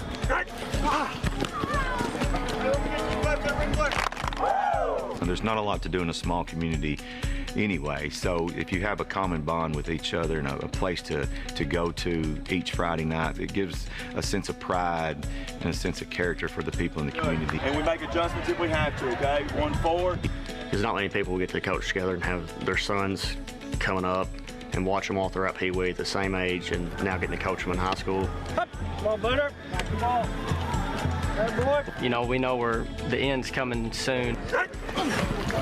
I'm Casey Campbell, the quarterback at McCrory High School. Win your position every single play of the night. Let's go. My name is Reed Kennan, and I play outside linebacker and running back at McCrory High School. My dad is Glenn Campbell. He's the offensive coordinator. I've got doubles, 8, rocket, deuce, all one. Ready to go? Probably my earliest memories are running up and down the sideline because my dad's been coaching my whole life.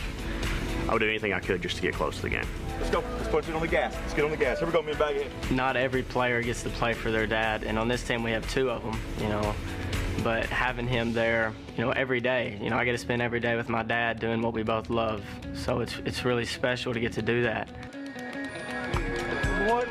Well, it's different than having, or like in other sports where I have different coaches that weren't my father, because of course he gets on me harder than he does anybody else. It makes me want to talk back more, but in the back of my head I'm like, I probably don't need to. I just need to shut up and listen and do what he says, because he's a lot smarter than I am.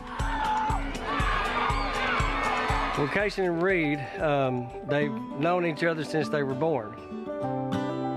They've been quarterback and running back ever since 4th grade. Having him by my side, especially him playing running back, you know, every down that I've ever played, he's been right beside me. Like, he might be scrambling around in the backfield, and I know just to, if I'm blocking, just to release out in the backfield, and he knows I'm going to be there, and he can dump it off to me and let me run. It's just kind of a brotherhood athletic bond. The bond that they've built through the years and me getting to be part of that has been extra special for me.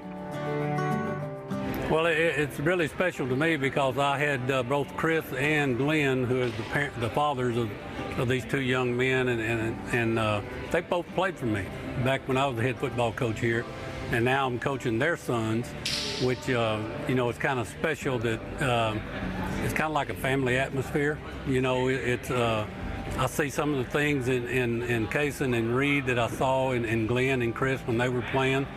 With them two, they just do everything together, and it's been like that with baseball since they were 4 years old also. They've always played together. They just enjoyed everything they did. And so we have coaches, and as we as friends, Glenn and I, we've really cherished those moments. Have you thought much about next year? Well, it's going to be different. You know, we discussed that, and it's that's probably the worst discussion that Glenn and I have is, you know, how things are going to change. Well, we have a rule around here. It's you don't talk about it. You don't say the end is near. You don't even say how many games are left. But, you know, it will be different without my son walking that hall. Once it's gone, I mean, it's going to make me miss it so much more than I already know I'm going to. So I think both of us try not to think about, hey, this is coming to an end. Which is, I get that it is reality coming. It is going to change in the fact that you don't get to walk onto that practice field or in that locker room and your kid not be sitting there to get to hug and to conversate with and talk to and just tell him how proud you are of him. It's kind of a bittersweet situation. They're realizing in the back of their mind that this is it. They won't be here. And, you know, when you turn around, they won't be running out on the field. They won't be at practice. You won't talk about it at nights, you know, when you go home. And it's, you know, I've been through it. It's tough. It's tough because once you really realize it, you know, you don't get them back. And that's part of life. They'll realize it's part of life, but it's been a special ride for them. To have him right there, to have my back, and for me to have his. When we get older and we look back, we're going to be like, what a special time this was.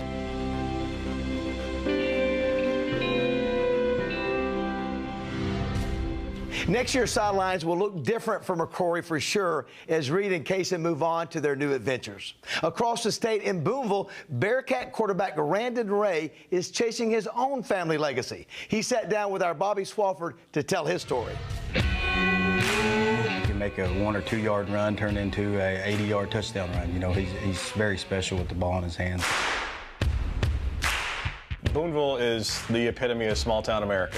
You know, there's not a lot in the town to do, but there's only one thing to do on Friday nights, and that's come watch the Bearcats. Growing up in a town like this, how important was it to you on Friday nights, and do you remember the first time you came to a Booneville football game? I don't think I remember the very first time, but I was definitely out there every Friday night, you know. I always looked up to those guys. Just as a kid, that was the highlight of my week. Every week is just waiting on Friday to get here so I could head to the football game. Did you think of them as superheroes when you were a younger kid? Superstars. Yeah. When you see little kids now in this town come up to you, I mean, do you remember back to your days? You think of that, man, those guys are awesome. That's all I think of. Just like I wonder how they view me, because I knew how I viewed those guys whenever I was younger. You're used to hearing Ray over the PA system here in Booneville. Right. You mentioned his older brother. You said you know his dad, who holds the all-time rushing record in Booneville, which he's got a chance to break if things go right for you guys. Yeah. I mean, what does that family mean? And it almost is like that's the epitome of small-town high school football. Yeah, I mean, that family means everything to this community. When you think about Booneville Bearcat football, you know, you think about the Ray family, and you think about everything that they've done for this program and will continue to do. You got a chance at 4,000 yards rushing in your career. Is that a number that you thought of before coming into this season? People tell me about the possibilities of me like getting the record and everything, but it's never been like a personal thought of mine. I never really paid much attention to it. His dad, Gator, has he gotten in your ears like, hey, how about not as many carries tonight? I want to keep that record. No, I think he wants to see him break it, I hope. But yeah, Gator's a good dude. He does a lot for our program still today. He just had another kid, but unfortunately it's a girl. So yeah, but he does a lot for us, and I'm grateful for him. You know, my dad is big time football. He's coached me and my brothers through like Pee Wee growing up and everything. So he's always got feedback on the game, like things that we did well, things that we need to improve on, you know. It's kind of like a second coach when I get home, you know. I'm always like hearing his part of the game, what he saw about it, so. You know, not many kids can say, hey, I ran for 1,000 yards 3 different times in high school. Even fewer can say, hey, I got 4,000. Even less can say, hey, I got a school record rushing yards. But what does state championship as a senior mean to you? That's everything for me. 7th grade, in our off-season workouts, we were told to make goals for ourselves. And that was one of them I wrote down on a piece of paper, was state championship football. And, you know, I've been working for it every year and haven't got there yet. Hopefully this is his year. He's an unbelievable leader. He's always doing what we ask him to do, plus some. He lives in the weight room, you know, does everything he needs to do in the classroom, takes care of business. And he's just a special person. And, you know, we're just trying to really enjoy our short amount of time we have left with him. But, you know, it's going to be a sad day in Boonville when he goes. But, you know, it's been great having the opportunity to coach him for sure.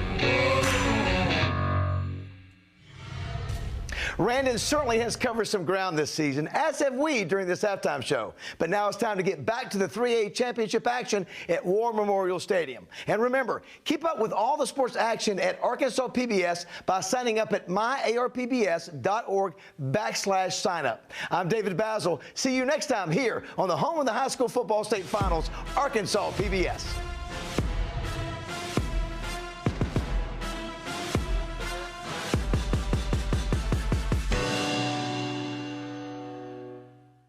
The Electric Cooperatives of Arkansas. Over 2,500 team members across 17 local electric distribution co-ops, powering homes, farms, and industries somewhere across Arkansas. We are the Electric Cooperatives of Arkansas. Power and people.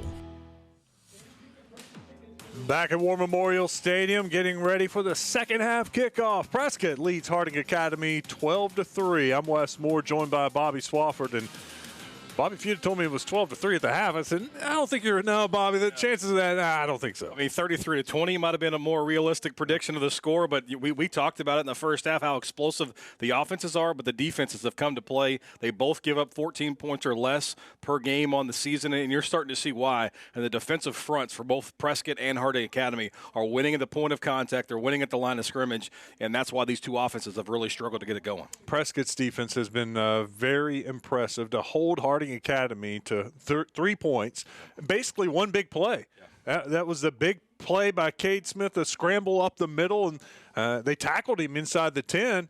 That was a great 4-point play by the safety to tackle him, prevent the touchdown, and then the defense stiffened up and forced the field goal. Yeah, 52 yards of their 118 total yards in the first half came on a quarterback scramble, so that tells you how suffocating that Prescott defense has been. There's no running lanes for Andrew Miller. There's nothing really there, obviously, in the passing game that you can pinpoint. It's like, okay, they can go to this in the second half, and so it meant not completely back to the drawing board for Harding Academy, but they're going to have to kind of circle the wagons, if you will, and try to find what's going to work for them in the second half. Harding Academy is coming back onto the field. Prescott is warming up down on the other end. There were some highlights in the first half.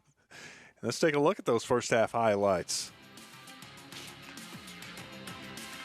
And I think this is a quick little out pass, and it's just really to show you the defense from Prescott. And then that was Dickens on the tackle. Harding Academy with a great defensive play. They've had pressure on Poole all afternoon long. That's a sack right there from Harding Academy. More pressure on Poole. Let's look how many sacks they got. 3-4 sacks on the day on the first half. But this is one of the big plays from Prescott. Kalen Zachary cutting across the field and scoring the touchdown. That was the first touchdown for the Curly Wolves, and that gave them a 6-3 lead at the time. Another one of the 4 sacks from Harding Academy. And then this is the big play under pressure, finds his receiver across the middle of the field. That's one of the big throws that we saw Karsten Poole make. Here's the last big play from Poole, and he finds Grigsby in the end zone, that throwback play, and that's your score at the half, 12-3. Harding Academy trails Prescott. Let's go down to the sideline and check in with Kyle Sutherland. Coach, this is an unfamiliar territory for you guys down at the half. What did you tell your guys at the break? Well, I told them just that. You know, we've not been in a lot of tight ball games, which is, you know, a good thing and a bad thing. I think the bad thing is you're kind of shell-shocked when a really good team like we're facing comes out and makes some good plays. And, you know, I think you just end up in a situation where you start scrambling and think you got to press, and that's not the answer. I think we got to settle in and continue to do the things that are in the game plan. And I think, you know, it's obvious that, you know, offense has some things to them that we think are probably there. We just got to go make the plays when they're there. Thank you, Coach. Yep. Harding Academy's head coach, Neil Evans, 12-2 on the year, looking for a three-peat, but they got some work to make up here at War Memorial Stadium. Let's take a look at some of the first half stats. And it was stats really dominated by Prescott. 117 yards through the air. Big plays by the quarterback, Karsten Poole, really pushed the ball down the field, and a majority of that came in the second quarter. If you look at the first half stats, in the first 12 minutes of this contest, Prescott had 24 yards of offense. And so you see the production they had in the second quarter, and that's really the difference. Time of possession, the first downs, yards per play, pretty similar. But the second half production from that Curly Wolf offense is why they have a 9-point lead. Three big plays from Prescott. Harris, a 44-yard catch. Dickens, a 46-yard catch. And Zachary, they're going to say that was a run of 64 yards. It is windy today. That's a good look at it. That shows you that wind blowing out of the north. It's every bit of 11 miles per hour, I promise you. I think Kyle can tell us that better firsthand. Yep. He came in from halftime and said that wind was blowing pretty good. You know, Harding Academy going to receive the football, but Prescott's going to have the wind at their back. So Harding's going to get the football to start the second half and have the wind in the fourth quarter. So a little surprising Prescott didn't take the win for the fourth quarter, as Harding had the option here in the second half. But maybe they're thinking this is their chance to put the game away, not let Harding Academy come out of the half with any kind of momentum. We're going to see a different kicker, I believe, for Prescott. Rabidon, a sophomore. And that's kicks it right there short at the 30-yard line. Is that Dickens again on the special teams tackle? I think I saw 7 flash in there. It's in there. It's going to be good field position, though, for Harding Academy. They get up to the 36, and we'll see what the kind of adjustments Coach Evans and company came up with at the half, because most of it started with protection. You know, of course, they want to run the football with Andrew Miller, a 1,500-yard running back, 28 touchdowns. You know, he hasn't had a lot of touches. 7 carries. I got to think he's going to get twice that in the second half. 170 carries on the season. Yeah, I would think if you're going to jumpstart your offense, number 8 would be a good way to do it. Check in the sideline. Got the play now. They're ready to go. Miller has it. Miller across the 40. Breaks out of the tackle to the 43. That's 7 yards on first down before Thompson brings him down. That's what we saw early in that first quarter, Wes, is he was able to finish runs, get 5-6 yards of carry, and just kind of got away from it. He's going to roll and spin his way for a first down. So back-to-back carries by Miller gives Harding Academy first down. So at the very end of that play, the left tackle, Jacob Brazel, finished off a pancake block, and I think that front was probably challenged at the half for Harding. See a little theme. Miller breaks loose, gets the first down all the way down to the 33-yard line. Patrick finally brings him down, but that's another first down. They ran for 2,200 yards on the season in their first 14 contests, did Harding Academy. I think the question was asked, all right, guys, you're going to step up and make plays on your offensive front, and we're starting to see they're leaning on the big uglies. Picking up the pace a little bit and try a little reverse to Hoover, and Hoover has nothing because Patrick makes his second tackle in a row. A nice job by Patrick as a Prescott defender has to come off. He stays at home, able to chop him down. Again, good outside leverage, though, by the Prescott defense. Even if Patrick doesn't make that play, that one's going nowhere. Loss of 2. 2nd and 12. Smith to pass. Now he's going to scramble. Room to run up the middle. He slides down at the 27, so he picks up about 8 on the play. On the straight drop back, the middle of the field appears to be open for Harding Academy. We'll see if they want to maybe dial up just a straight quarterback draw a time or two here in this second half to try to exploit a hole in the defense for the Curly Wolves. 3rd and 4. I got to think this is 4-down territory going into the win. I know they got a great kicker. Down 9.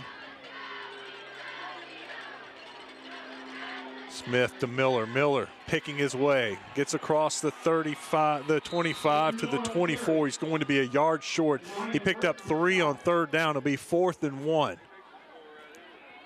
Miller's been the key to the cog right here on this drive for Harding Academy. And I think on 3rd and 1, likely not going to change the recipe here if you're Harding Academy. I think it looks like Prescott may be burning the timeout. The Prescott coaches, they were upset about something. I don't know if it was a lineman or personnel on the field, but they're going to burn a timeout. They know this is a big play right here. Yeah, and I think you're exactly right. I mean, it's got obviously 4-down territory. Your offensive line has paved the way just all the way down the field on this drive. No point to deviate too far from it here. You've got a couple freshmen up front, though, for Harding Academy. You try to line up behind some of your upperclassmen, lean on those guys to make a play. Got a couple seniors on that left side with Brooks Petty and Jacob Brazil.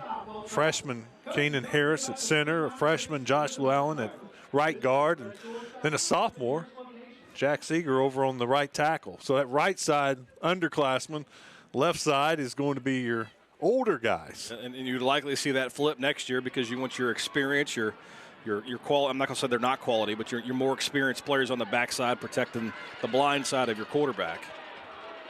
This is a big 4th down play coming up for both sides. And Prescott's defense made a big stop in the red zone in the first drive. And Harding Academy knocking on the door of the red zone again. Prescott is 3 for 3 on 4th down. This is the first 4th down attempt for Harding Academy.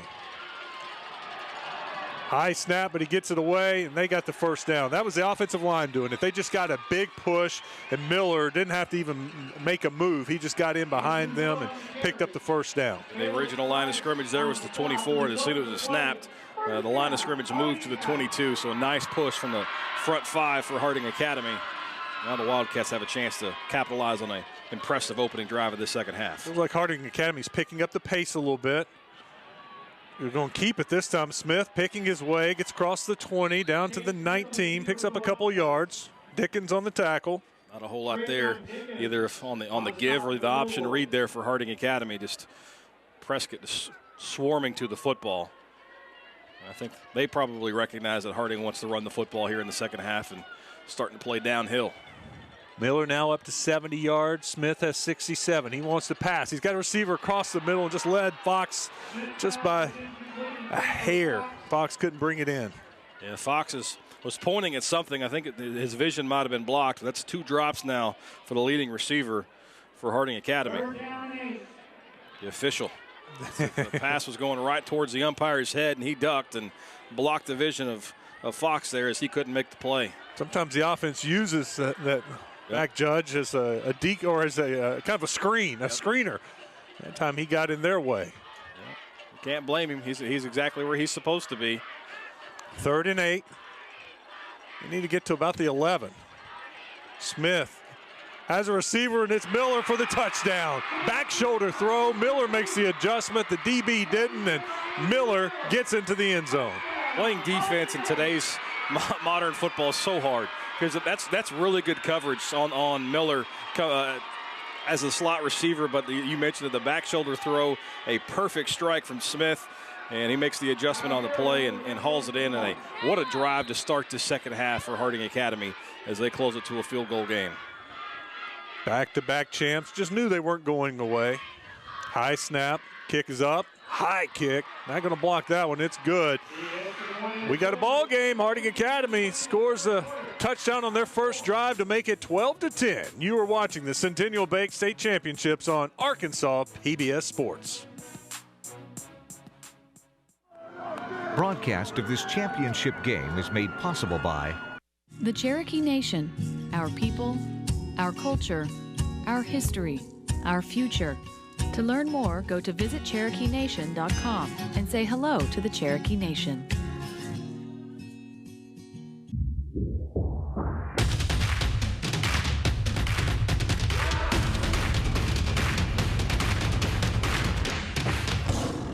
The Electric Cooperatives of Arkansas. Over 2,500 team members across 17 local electric distribution co-ops, powering homes, farms, and industries somewhere across Arkansas. We are the Electric Cooperatives of Arkansas. Power and people.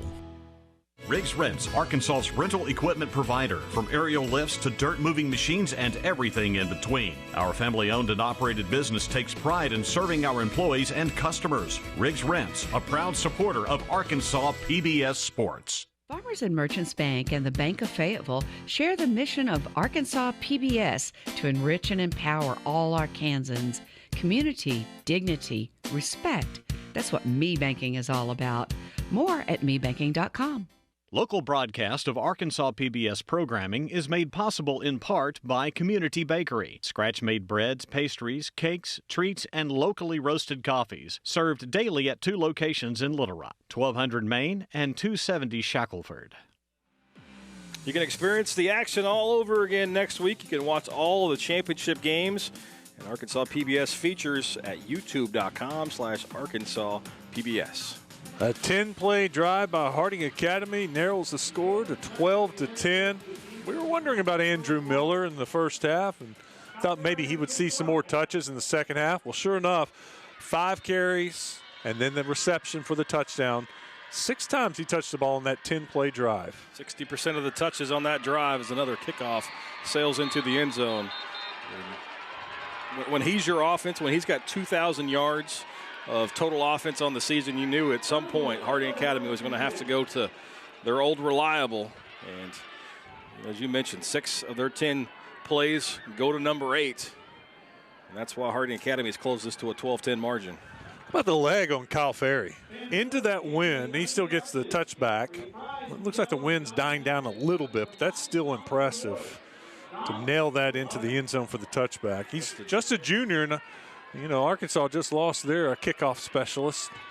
Yep. I hear that Ferry's got Baylor on his mind. Yep. 1st and 10 for Prescott. They got a flag. They're going to get movement in the backfield. But there was some confusion. I saw the back was illegal substitution, offense, 5-yard penalty, 1st down. They got too many out there. I saw Travion Dickens was in the backfield, and he was waving like something was wrong. They just took a player out, didn't replace him, so that tells you they had too many men on the field. It's a perfect start to the second half for Harding Academy. Not an ideal start of their first possession here in the second half for Prescott. Poole fakes the handoff. He's looking to throw, and he gets hit as he throws. Ball's in the air, and it's picked off. Harding Academy picks it off. Eli Wallace. There's a duck flying out here, and Wallace, with his back to the goal, over the shoulder catch. Again, just the pressure from the defensive front. 45 makes the play on the quarterback. Cooper Welch, the defensive lineman, wins the battle up front, gets just enough of Poole's arm. That ball shoots straight up in the air, and what an athletic play to make that, because they tell you as a catcher, turn your back to the mound. It almost looked like a baseball type play there to make the interception, as he kind of thought the football might bring it back to me, or the wind might bring it back to me, and Harding Academy takes advantage of, I believe that's the first turnover of the game. Eli Wallace high-fiving some of the fans over there, gets his 3rd interception of the season. It's Miller again. Miller bouncing it outside. Miller brought down inside the 20. Let's go down the sideline, check in with Kyle. Guys, we saw Caleb Harris, the tight end and Division I prospect for Prescott, take that hard shot in the first half. He is walking around right now in a sweatshirt. Still got his pants on, but in a lot of pain walking around on a sweatshirt right now. 2nd and 5 for Harding Academy. 3rd quarter, looking to take the lead. That's a big blow for Prescott on both sides of the football. Harris is a playmaker, made a couple on offense in that first half. So if he can't return, that's a dimension of the offense for the Curly Wolves they don't have. High snap, Smith keeps it. Smith down to about the 10. That's a first down. Bell brings him down. You got to believe this second half, Wes, is going to be all that offensive line for Harding Academy against the defensive front for Prescott. They're going to say, to heck with throwing the football in this wind. If we can run it and churn up big yardage, we're just going to lean on that, and especially when you get a defensive turnover.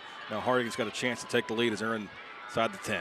First and goal. Smith keeps it. He's got blockers. Smith spinning. Touchdown, Wildcats. He was untouched until he ran into his own lineman. And those guys up front have paved the way for 2 touchdown drives in the first 5 minutes and change here in this second half. And Harding Academy is certainly feeling it on that far sideline. Harding Academy appears to be going for 2. It's 12-10. Push the margin to 6 points. They get a 2-point conversion. That's 16-12. Sorry, I can't. I'm standing right here in front of the scoreboard. I can't read it. 16-12. You're right. And you think of why you're chasing points now. With Prescott missing their first 2 extra points, 6 points is a margin that's big enough. Shovel pass finds a receiver, but Fox can't get in there. Smith was under pressure. That play was blown up from the start. Glass makes the tackle, but just got to give credit to Prescott's defense for blowing that play up. And Smith was trying to create something and found Fox, but couldn't get in for the 2-point conversion. And that turnover, Prescott was looking to push the ball down the field, much like they did in that second quarter with the wind at their back. They're trying to take advantage of it, but going into the wind, Harding Academy able to put up 13 quick points in this third quarter. And now Prescott's got to weather the storm and try to answer back without what you could probably call their 2 biggest playmakers, and the running back Hobson, who's missed the last few weeks, and now Harris, who's sidelined with what looked like to be either a chest or an arm injury. We highlighted the 4 sacks from Harding Academy in the first half. They didn't get a sack on that interception, but that's what created that interception. Kyle Ferry with the kick. It's into the end zone. That's going to be his 4th touchback of the game. How many times he kicked it off? He's got a touchback. It's just a weapon that most teams don't have. Especially against Prescott. No, their speed. You think about special teams and how many times you see big plays from fast guys on kick returns. So, and just forcing a team to go 80 yards on you every time, it starts to wear on you mentally. Celebrate game day under the arches. You get access to tons of benefits through our rewards program. It's available today on the McDonald's app. We're loving it. For the first time since early in the first quarter, Prescott's offense takes the field trailing. They're now down 16-12. Poole's going to hand it off to Grigsby. Grigsby spins. Gets 4 on first down. So maybe if you're Prescott, you've seen that Harding Academy has challenged their offensive line. Maybe you trust your guys up front to start making life a little easier on you. 2nd and 6. Poole hands it off. Dickens gets close to the first down. It's going to depend on the mark. Lawson Brooks makes the tackle. Give it to him. Give him the 30. Stop the clock for a second and move those chains. Dickens has 13 carries on the season coming into today, but averages 10 yards a tote. That time he gets just enough, gets 6 and a fresh set of downs for the Curly Wolves. Dickens still in there. He's going to take it again. Bounces it outside. Nowhere to go. That's a loss of a yard. It's a great pursuit. You had 5 Harding Academy defensive players right around the football when he finally goes down, and it makes life so tough for you as a running back. When you think you've made a cut to bounce it outside, you might pick up a few extra yards, and they beat you to the spot. 2nd and 11. Dickens goes out.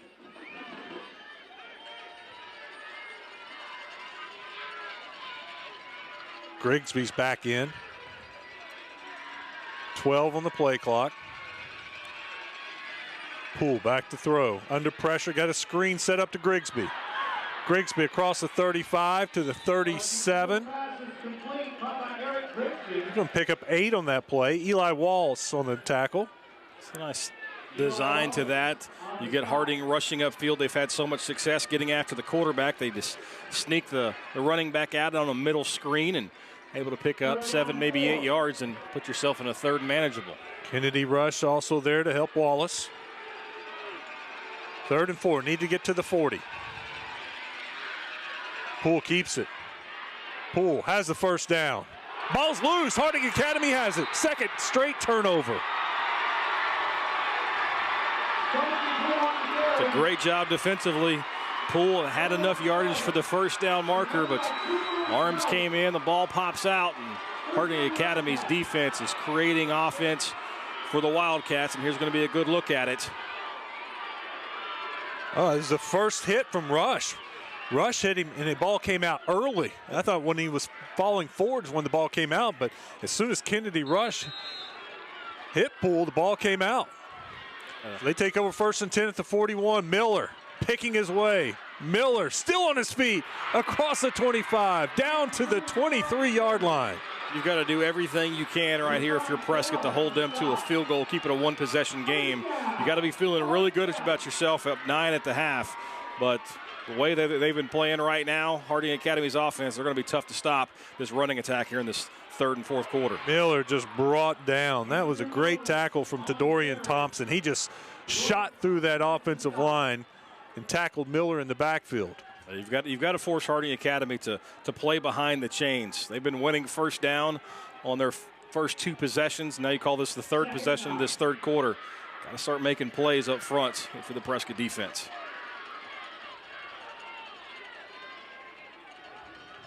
Smith looking over at the sideline.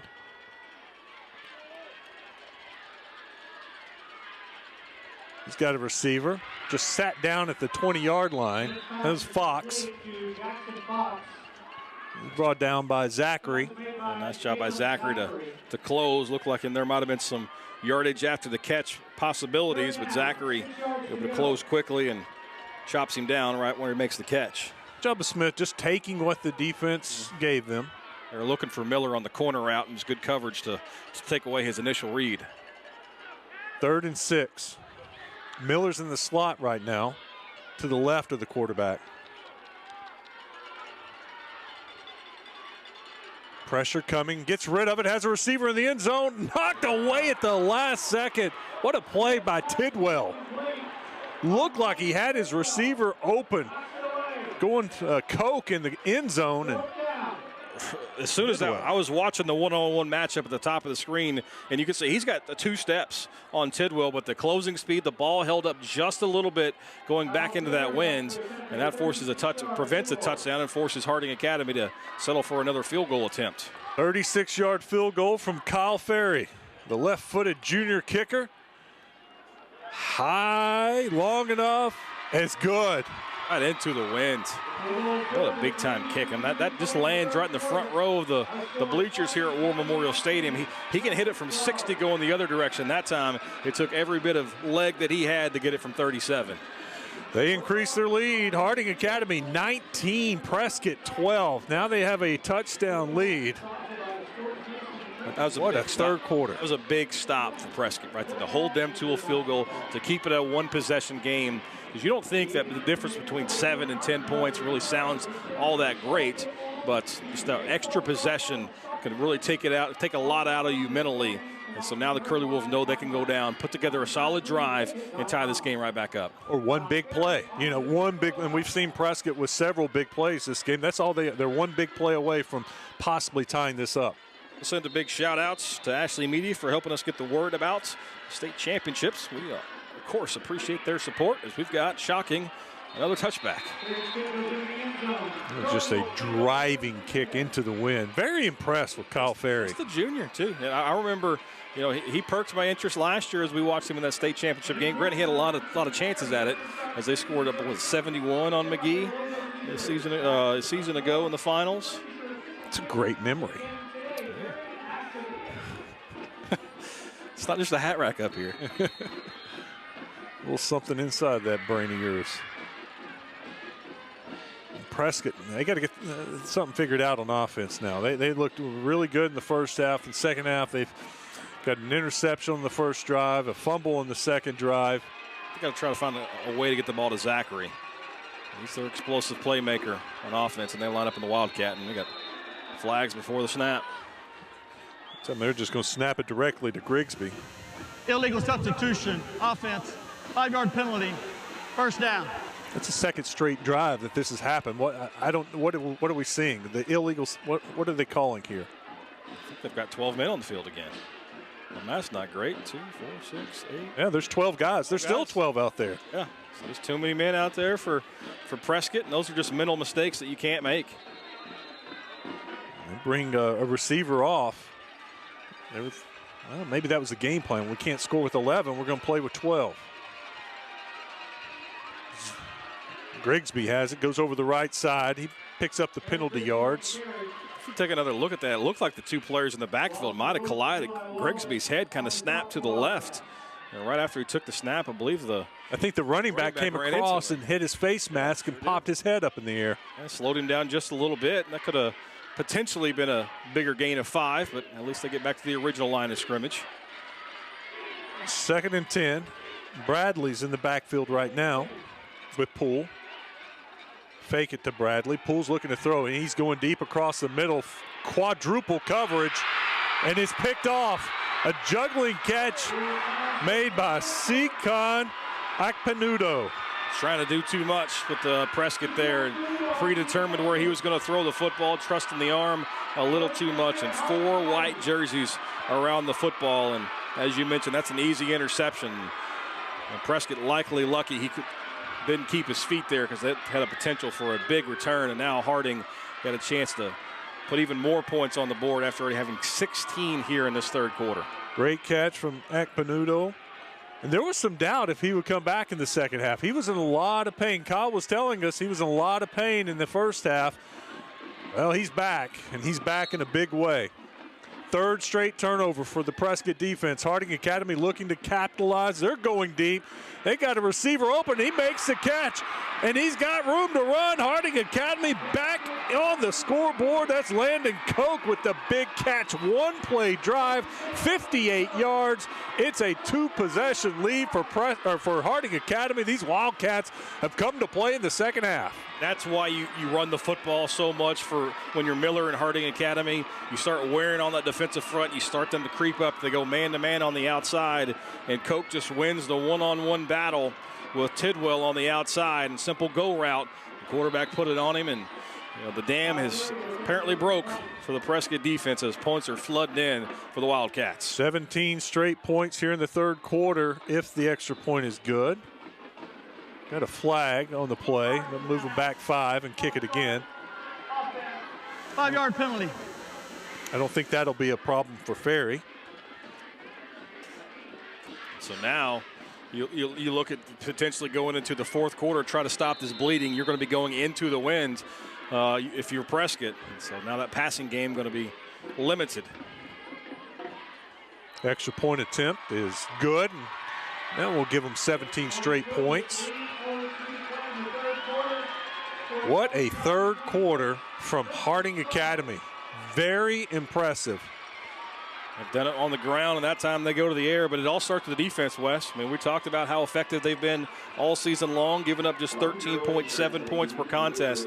3 consecutive drives from Prescott that have ended in turnovers, all of which have happened at the 40 or back. So they've had great field position, and more importantly, their offense has been able to take advantage of the free possessions. I've been drinking Dr. Pepper all throughout the first half. I'm going to go get me a Coke after that play from Landon. That was nice. See what you did there. It's better than drinking what the running back's named after. It's later. Another kickoff. This one it might make it. No, it's not going to make it. Prescott's going to have a chance to return their first kickoff of the game. Grigsby across the 20 to the 23-yard line, brought down by Brooks. You know, mentally as a kickoff unit, you probably don't think I've got to go down and make a play, but nice job by Harding to go down and make a play on special teams.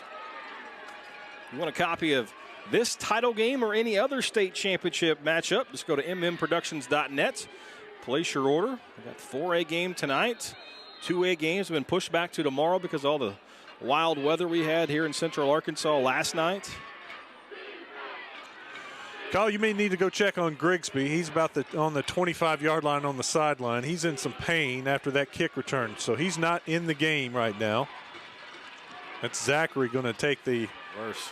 They fake the reverse, and Zachary's got some room on the outside to the 40, 45, pushed out of bounds. Big play from Prescott. McGahey pushes him out of bounds. Great job, great play design as they fake the reverse to the quarterback. So you're thinking, okay, maybe they're going to try a trick play and pitch it back to the quarterback and throw it deep. Zachary keeps it. His second big rushing play. It's Prescott and Territon near midfield. He is fast. Going to hand that one off to Bradley.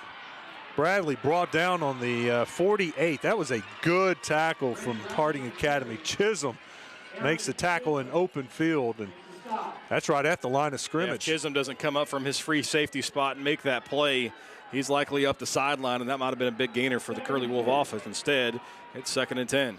Tackling in space. How many times do you hear a coach talk about that? Those one-on-one plays, I mean, that's the kind of the game within the game. We've got the teams who make the simple plays often give themselves a chance to win. Bradley still in the game. Poole. He wanted to throw, and he pulled it down. They're going to say he was down. I don't think he gained anything. Well, that's going to be about a loss of a half a yard. So let's give Wallace a sack then. Yep, he'll get credit for a sack. And again, another play in space. If he doesn't make that play, tripped him up just enough. That would have been big gainage on the quarterback scramble, but instead, it's 3rd and long. 3rd and 11. Poole looking to throw. He's got a receiver out there. Needs to break a tackle to get the first down, and another open field tackle. That McGahey does it again. If he makes McGahey miss, he picks up the first down. Instead, he's 2 yards short. I think this is definitely going to go for it here if you're Prescott. That time they finally gave their quarterback, Poole, time to throw the football, hit his receiver in stride. But again, a great play on the outside prevents the first down from being picked up. Now a big 4th down opportunity here. That was a Prescott offense. Grigsby back in the game, so it's good to see him make a play. Poole going to keep it. He's got the first down. So once again, Prescott goes for it on 4th down, and they are now 4 for 4 on 4th down. Yeah, they've been successful. Most of them have been short opportunities. That time, trusting the right side of your offensive line to straight quarterback lead, and Poole does enough to pick up yardage. 1st and 10, ball on the 40. Zachary coming in motion. He's got a blocker, makes one man miss, but not the second man. Picks up 8. It's a great job getting the kick out block out in front to lead the way for Zachary. He cuts it up and picks up good yardage on 1st down, and now you got the full use of the playbook for Prescott. Chisholm on the tackle. Could be the last play of the quarter. Poole is going to keep it. Outruns one defender, gets the first down to the sideline, out of bounds at the 24-yard line, pushed out of bounds by Seacon. Let's go down to the sideline, check in with Kyle. You saw on that last drive, Seacon Akpanudo. Of course, we weren't sure if he was going to come back, and he came in with authority, getting his 6th interception of the season. That ties the team lead, and he didn't even start playing football till this past June. 1st and 10, ball's on the 23. Zachary with it. Running over the left side, has a couple blockers, but man, just fighting through defenders. That was a great play by the Harding Academy defense. Welch gets the tackle. I'm not sure who broke it up. That's going to do it for the 3rd quarter. It was a 3rd quarter owned by Harding Academy, but Prescott is driving, trying to make this a 1-possession game. 4th quarter action coming up. You're watching the Centennial Bank State Championships on Arkansas PBS Sports. Centennial Bank is committed to you. Since our founding in 1999, we've become one of the nation's most trusted banks by remembering that you come first. By empowering our communities to reach their highest potential through our dedication to local charity, education, and exceptional service. Because we are proud to call Arkansas home. Banking with you in mind. Centennial Bank. Member FDIC.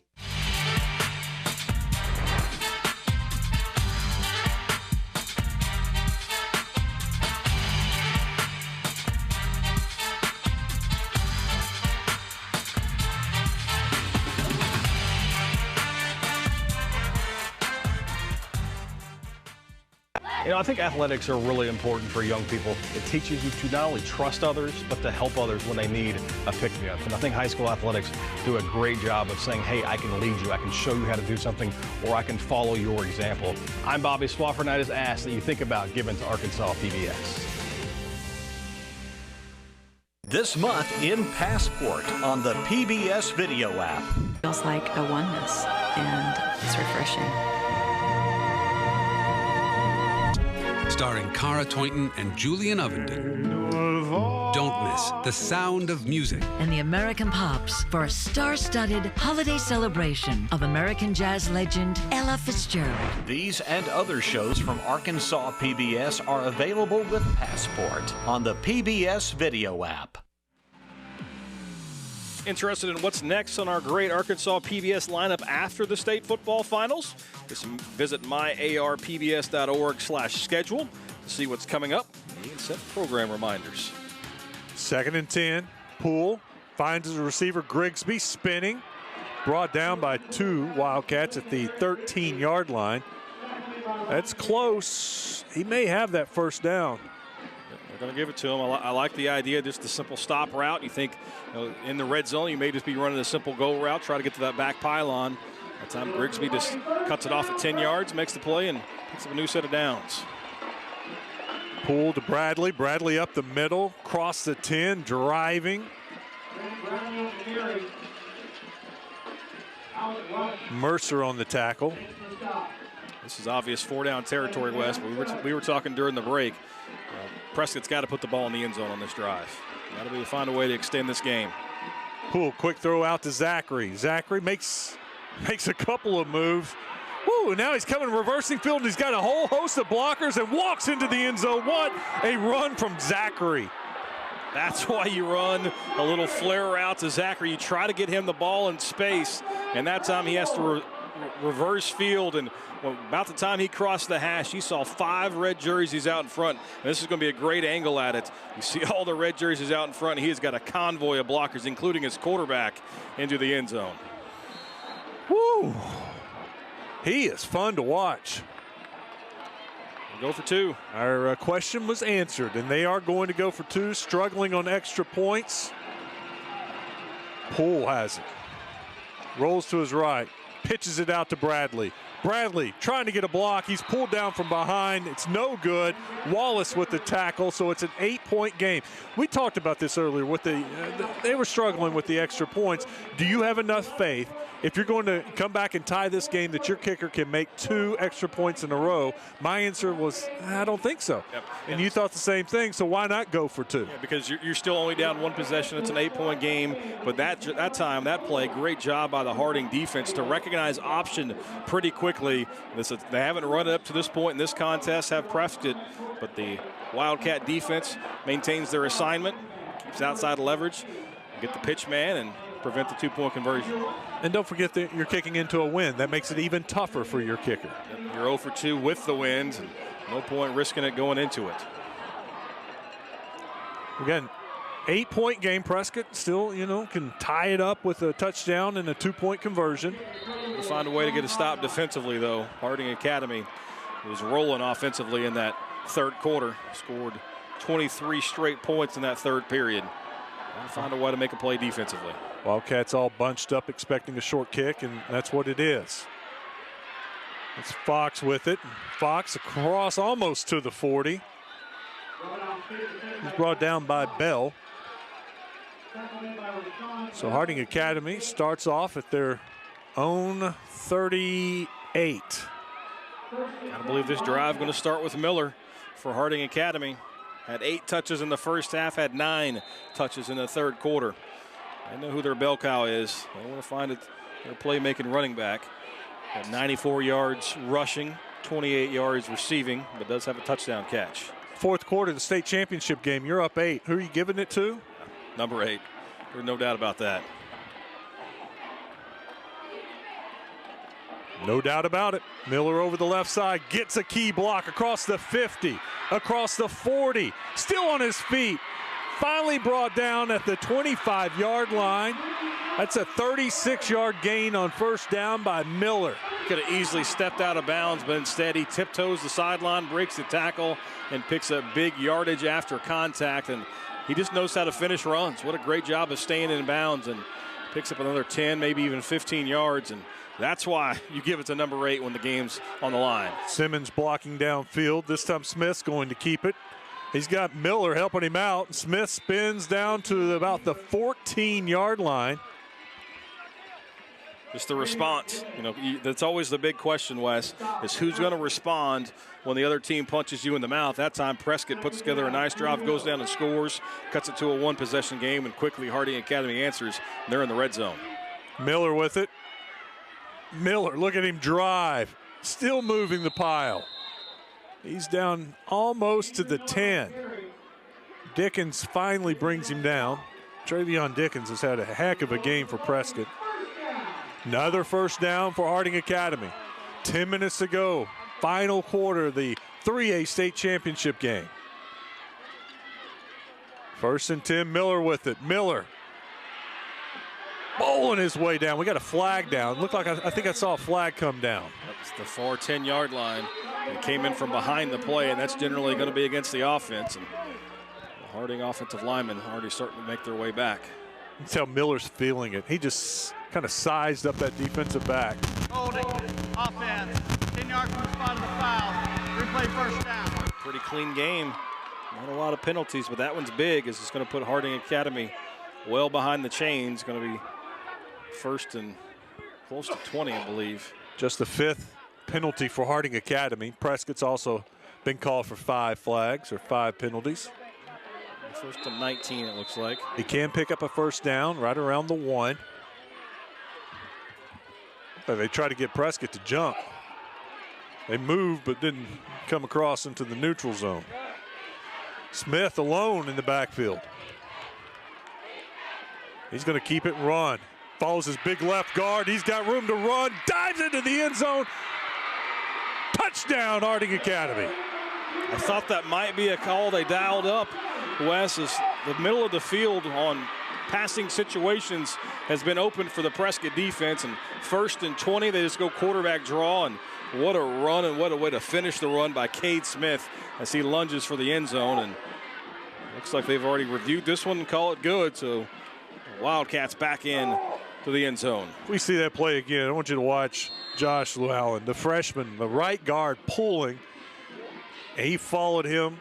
Josh got a big block, and he was free. Extra point is up, and it is good. Harding Academy increases their lead, 33-18. You are watching the Centennial Bank State Championships on Arkansas PBS Sports.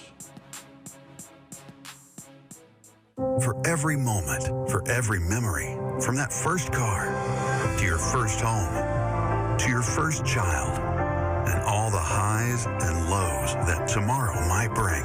For everything that matters most to you and your family, there's someone right around the corner dedicated to helping you protect what you love. Your local Farm Bureau insurance agent. Farm Bureau Insurance. Real service, real people. Hi, I'm Susie Everett, wishing you and your family a Merry Christmas and Happy Holiday Season. With our busy lives today, we often forget the greatest gift of Christmas. For unto you is born this day in the city of David a Savior, which is Christ the Lord. I hope all of us will take the time and share the love of Christ this season. May your holidays be filled with joy and blessings. Merry Christmas and Happy New Year from all of us at Everett. Special thanks to Community Bakery for providing food for our crew and their continued supports of Arkansas PBS. I think the Harding Academy fans are feeling it. The student section is getting all riled up. They lead 33-18. They're 9.5 minutes away from a third straight state championship. 8-time champs looking for number 9. Wildcats looking to leave 3A on top. So they'll be moving up to 4A next year. Ferry through the end zone. Prescott takes over at their own 20, down 15.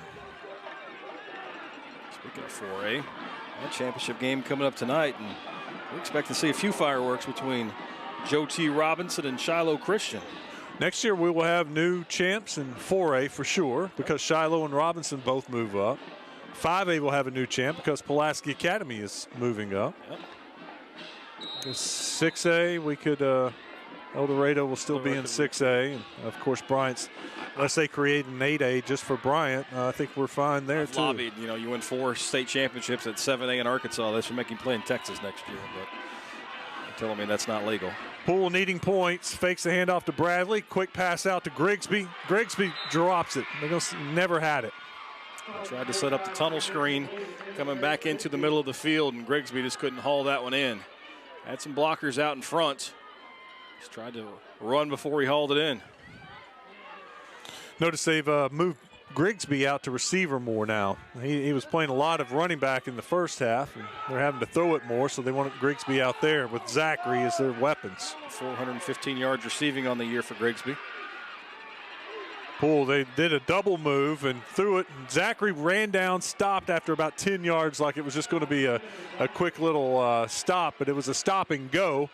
But Harding Academy was all over it. Yeah, their bracket coverage in Zachary. They had a corner man-to-man and a safety over the top, and they did not bite on that double move. And Poole just throws it over the top of everybody. Now it's going to be 3rd and long. They got Chisholm dedicated just as a double team on Zachary. Needs somebody else to step up. We'll try to get him coming across the field, whether a post or a deep cross, to negate the benefit of that safety over the top. Bradley in motion. Poole going to scramble, and he's brought down.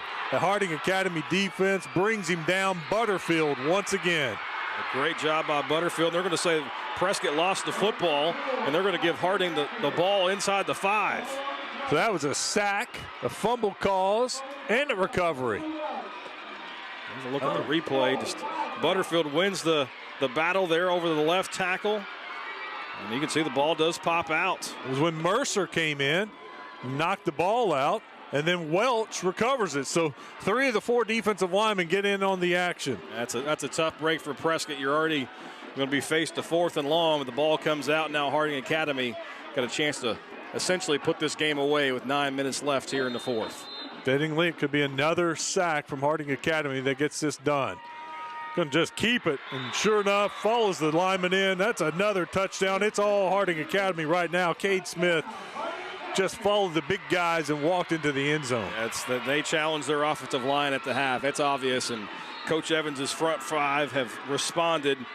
As the ball came out after he crossed the goal line, that touchdown is going to stand, and 3 points at the half has turned into 39 already for Harding Academy. 36 points in a quarter and 3 minutes for the Wildcats. Hey, what Smith was impressive too, because we have seen Travion Dickens make tackle after tackle, and Dickens was right there in the hole, met him in the hole, and Smith put his head down and powered his way into the end zone. Just finishing, and the physicality of Harding in this second half, I think, is really starting to wear down a Prescott team that's, as Coach Glass told us at the half, they're going to have to dig into the depth. And I think they've really worn down the Curly Wolf defense, and they just don't have an answer.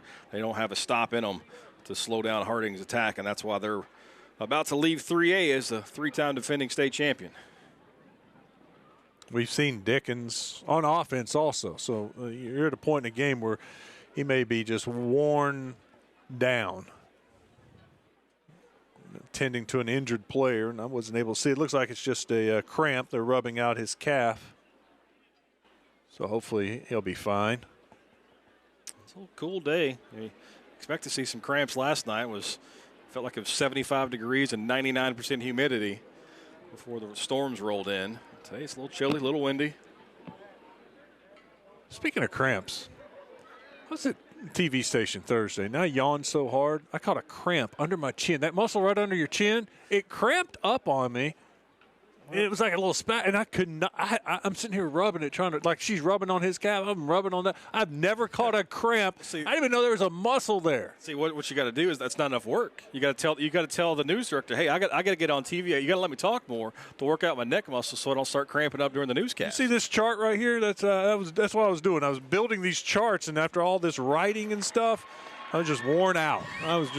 That's a lot of information on these charts right here to prepare for these games. There it is. There's a good look at the chart. A lot of information. Am I holding it up right side? Yeah. You see that? That's a lot of names, stats, and good tidbits from the coaches. It's a lot of work to prepare for the games, and I just wore myself out. Fatigue set in. Fatigue did. So I feel the pain right there of Thompson. He's had a tough day and made a lot of tackles, and he's been all over the field. He got that cramp worked out. He's able to walk off on his own power. Ferry on to attempt the extra point. Ferry to remain perfect on the day. Kicks it halfway up the stadium. He's got college future in his near future and another state championship as they've opened up a 22-point lead. How long ago does it feel like it was 12-3 Prescott at the half? That's why I said it was just remarkable to me what Prescott was able to do in the first half defensively to hold Harding Academy to 3 points. I've seen a lot of Harding Academy this year, and we've had a lot of highlights on Fearless Friday, and it's usually touchdowns or even defensive touchdowns. They had a period there where they were scoring on defense and offense and just routing opponents, and for them to be held to 3 points, it was really mind-blowing. And this is the Harding Academy I think most people are used to, putting up 37 points and, like you said, 1 quarter in less than 3 minutes. At 118 yards of offense in that first half. And in the third quarter in almost 3 minutes, they've got 239 yards of offense. And the defenses continue to sparkle. They've been sacking the quarterback, causing turnovers, 3 turnovers in the second half. As Ferry kicks it into the end zone again for another touchback.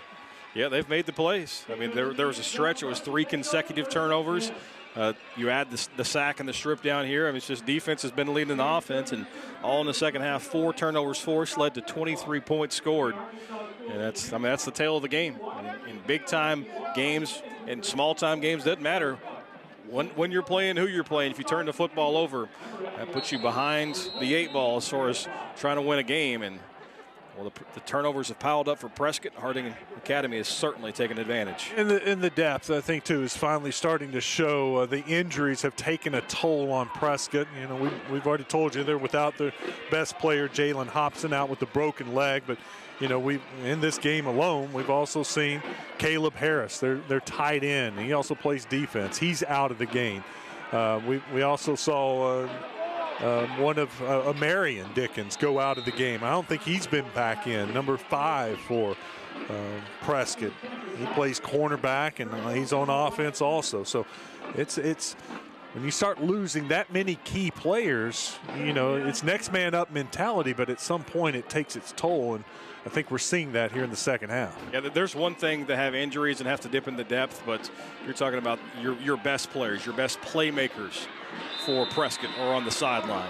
5, 33, the running backs, number 4. I mean, those are 50, 60, maybe even 70% of your offensive production on the sideline in street clothes. And it's tough to win games, especially a program as quality as Harding Academy, when you're just not full strength. And it's unfortunate to see for a team that's 14-0 and rolled through the regular season, but the injuries eventually caught up with Prescott and going to be the cause of their downfall.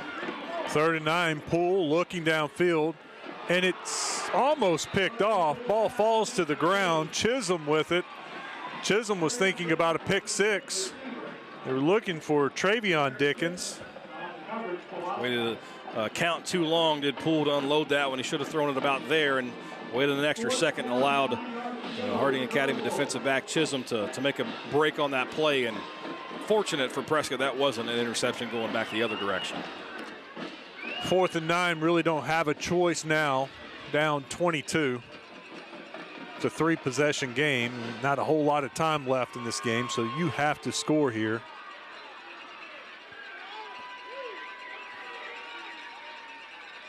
Need to get the ball to the 30.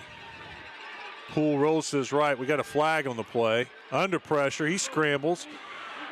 Needs to break one tackle. He doesn't. He's going to be short. Let's see what the flag is. We're going to get an illegal shift for Prescott. They had 2 men moving, and they did not get reset before the ball was snapped.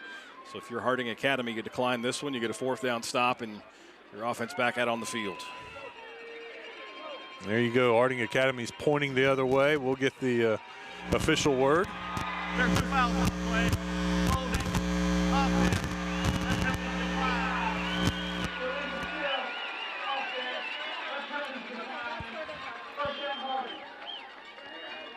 The defense gets it done.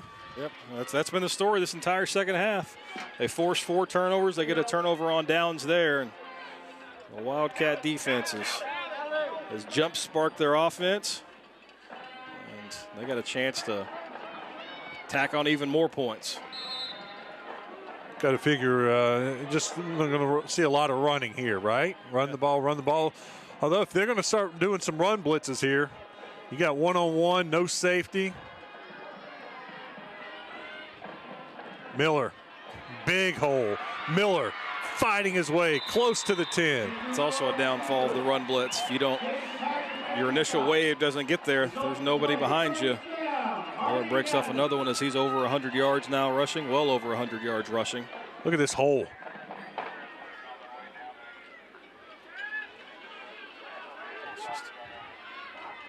That front 5 you've got on the chart that you spent so much time on, Wes. That's been the key in the second half. Well, and they have some reserves in that's not on my chart. That just shows you the depth. Some players that are missing, and that linebacker unit all of a sudden that time, I saw Yates in, and Yates was blitzing, and they caught Yates. That time Yates makes the tackle. He came in on another blitz. That's not the end of the world for Harding. Sure, you love to put up more points, but you start to bleed that clock down a little bit too. First down's worth about 3 minutes. As a coach, you never feel like a game's safe and out of hands. And 3 possessions, unlikely that Prescott's going to get the football that many times, but you want to make sure as a coach. Still 20 seconds on the play clock. They got up there like they were going to snap it, and that surprised me a little bit with so much on the play clock. And they got up there, lined up, looked over at the sideline, and now with 10 seconds, they'll turn around and snap it. Miller straight ahead. They're trying to rip that ball out, but Miller with the ball security holds on to it. He's down at the 12. Price makes the tackle.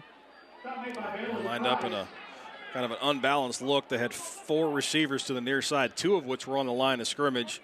And at least from our vantage point, you can see that's an obvious run formation as you're not going to throw with an ineligible receiver lined up out there. A lot of window dressing for a simple lead play for your running back.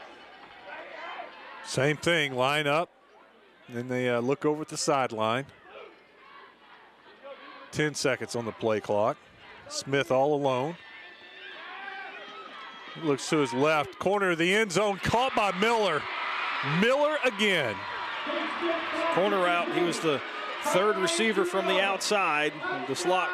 And he just runs a simple out route towards the back pylon and a perfect strike from Cade Smith, the quarterback. And that was the first read and a simple pitch and catch. And Miller's got his 2nd touchdown reception of the day. Quiet first half from Miller. Not that way in the second half.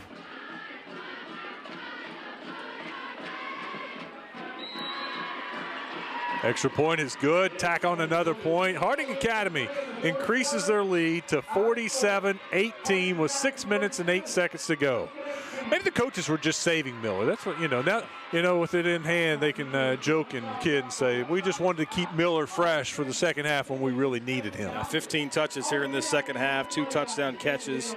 He's over 150 yards rushing now. And, biggest game, you feed the beast, and number 8 has been a beast of a problem for the Prescott defense. And I think the quarterback, of course, always gets the nod in situations like this, but Miller's been pretty important.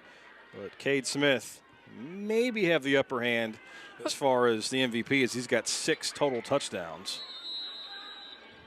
3 rushing, 115 yards rushing for Smith. Another kickoff sails through the end zone. Just an embarrassment of riches for this Harding Academy offense.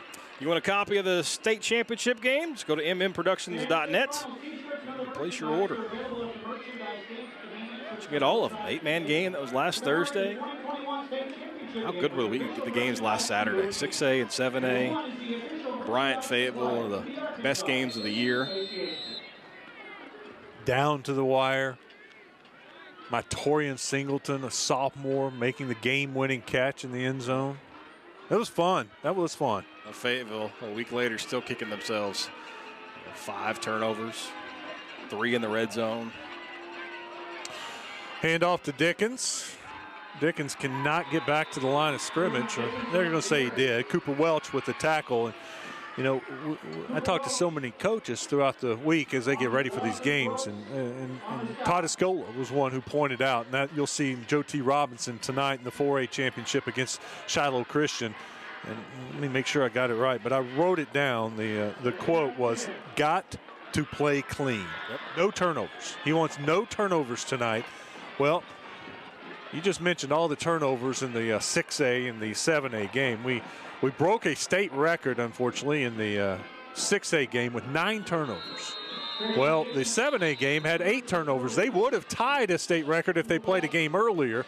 The only team not to have a turnover so far in the state championship games is Pulaski Academy. In the 5A game, they didn't have any fumbles or interceptions. Now, they had some turnover on downs because, you know, they go for it on 4th down.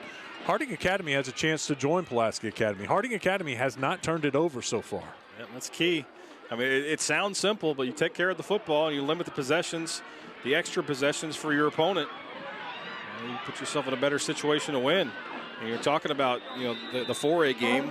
Which Jeff Conaway told us that he had a chance to pull away from Arkadelphia last week in the semifinals, a game that ended up being 57-54. But he says when they got the possession of the ball up a touchdown, instead of scoring again to put a little distance, they turned the football over, prevented them from being able to pull away.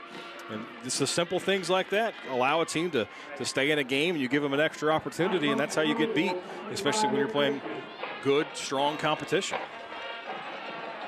4th and 9, and Prescott's going to wave the white flag and go ahead and punt it.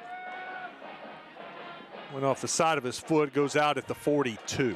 So 4 minutes and 10 seconds to go in this 3A state championship game. Harding Academy just very, very impressive in the second half. And I thought we might see the heart of a champion in the second half, and sure enough, we did. You're in the state championship game back-to-back and win it back-to-back years. You know how to win. You know what it's going to take, and there was no panic. They came out in the second half and got down to doing what they do best, and it's all paid off. We knew their offense wasn't going to get shut down for a full 4 quarters. I mean, they average, talking about Harding Academy, close to 400 yards. They were held to about a 120 in the first half, and they have absolutely exploded in the second half, almost 400 yards of offense as they bring in the reserves. Running right up the middle. No gain, maybe a half yard. Luke Cole makes the tackle. Let's mention Trenton Hall on the carry. So Trenton gets into the game and gets a memory in the state championship game. Owen Miller now in at quarterback.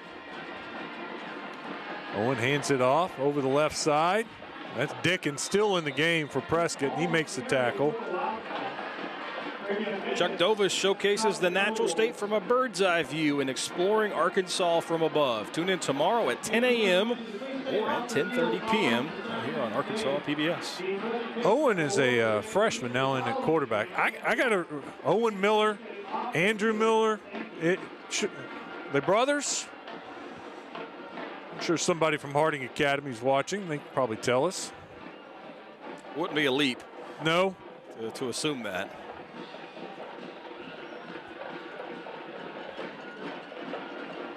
Another handoff right up the middle as time continues to tick off. That's Trenton Hall again. Seen some time, of course. They've had a lot of one-sided victories. Owen Miller, 30 of 38 passing, 220 yards, touchdown. That's a pretty good ratio. Instead of trying a field goal here, Harding Academy going to punt it away. Guess that's good sportsmanship. I sure would like to see him try, though. At 48 yards is a state finals record for longest field goal made. High pooch kick. See if he can get a little spin on. It lands in the middle of the end zone. A little wind on that one and sail into the end zone, and Prescott gets the ball. Coming up at 6:30, you'll want to be back here for the 4A state championship game. Shiloh Christian and Joe T. Robinson. We were talking about that a little earlier. 2 years ago, Joe T. beat Shiloh Christian for their state championship victory. And last year, Shiloh Christian got back and they got a state title. So you got Shiloh going for back-to-back titles where Robinson's going for 2 out of 3. And this is the matchup a lot of people expected to see when the bracket was finalized after the final week of the regular season. The two best teams all year long. Robinson's only loss was to Pulaski Academy in the non-con. First week of the season, 0 week. Yep. And Shiloh Christian's only loss came to a 6A school from Oklahoma way back in I believe that was the final week of the non-conference, and they've been rolling. Shiloh tested a little bit last week, and how impressive was Robinson? It's a blowout win of Warren in the semifinals. Most people not shocked that Robinson won it, but maybe not by that margin. You mercy rule Warren in the semifinals. That's impressive. Yeah, that's impressive. You know, Shiloh Christian got a little test from Ashdown. Obviously a big test last week from Arkadelphia, but their statement win in the playoffs came as they had to go all the way to Wilson, Arkansas to take on Rivercrest, and picked up a mercy rule victory there, 41-7. That was a rematch of last year's state championship game. So it's two really, really good offenses going to score off tonight, but that doesn't mean it's going to be a shootout. I think that's the one I had circled for this weekend as far as what I expected to be the most entertaining, and nothing's changed my mind just yet. How do you think that works, the scouting of the whole? They've gone through the 7-4A, they being Shiloh Christian, beating Ashdown and Arkadelphia. There's Zachary, and you see the speed on. He's going to go. They're not going to catch him. Zachary, another explosive play from him. Prescott not ready just to fold up and go home just yet. But Kalen Zachary, we've seen his speed on a couple of different occasions, and he just ran away from people. 60 yards, and that speed I'll put on showcase there as he just blazes up the far sideline, and Harding might have had the angle, but it quickly disappeared as it was nothing but taillights from number 3. Make it 47-24, and they'll try the extra point. Got a new kicker in. 165 yards rushing now for Zachary. Runs of 64 and 60. Rabadon puts a foot into it, and it is good. It makes it 47-25 with 1:37 to go. And Zachary's been fun to watch. That's his 10th carry for 165 yards, and he has 1 catch for 10 yards. I say they're calling those. Some of those were a lateral. Or was that? I guess the 10-yard catch that was down by the end zone. So it only went for 10, but he ran for about 30 yards. Right, yeah. Exactly right.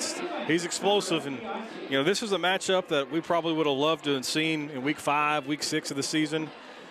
Not taking anything away from Harding Academy, but the injuries for Prescott certainly factored into the result today. I'm not saying it would have been a different result, but Jalen Hobson is a big reason why Prescott's in the finals, and you erase 1,879 yards rushing, 30 touchdowns from an offense. It's certainly going to have a trickle-down effect. No, National Signing Day is Wednesday.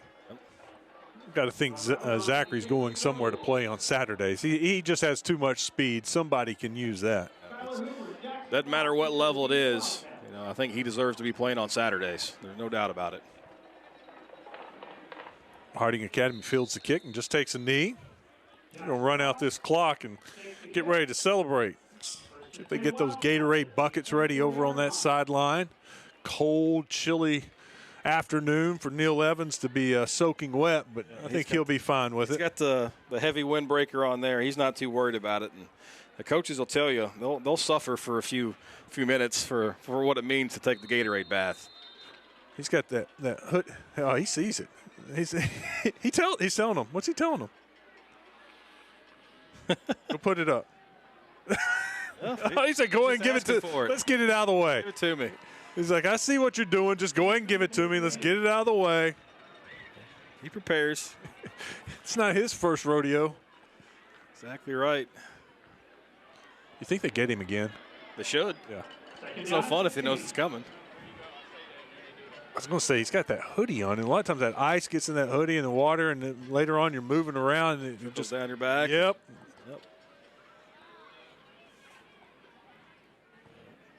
He needs to put the hoodie on. So. I think you got this clock's winding down. It's the tip of the cap to Prescott. Really explosive team, really fun team to watch. 14-1 on the season. It's nothing to put your head down about. They've got a lot of really good players, really good coaching.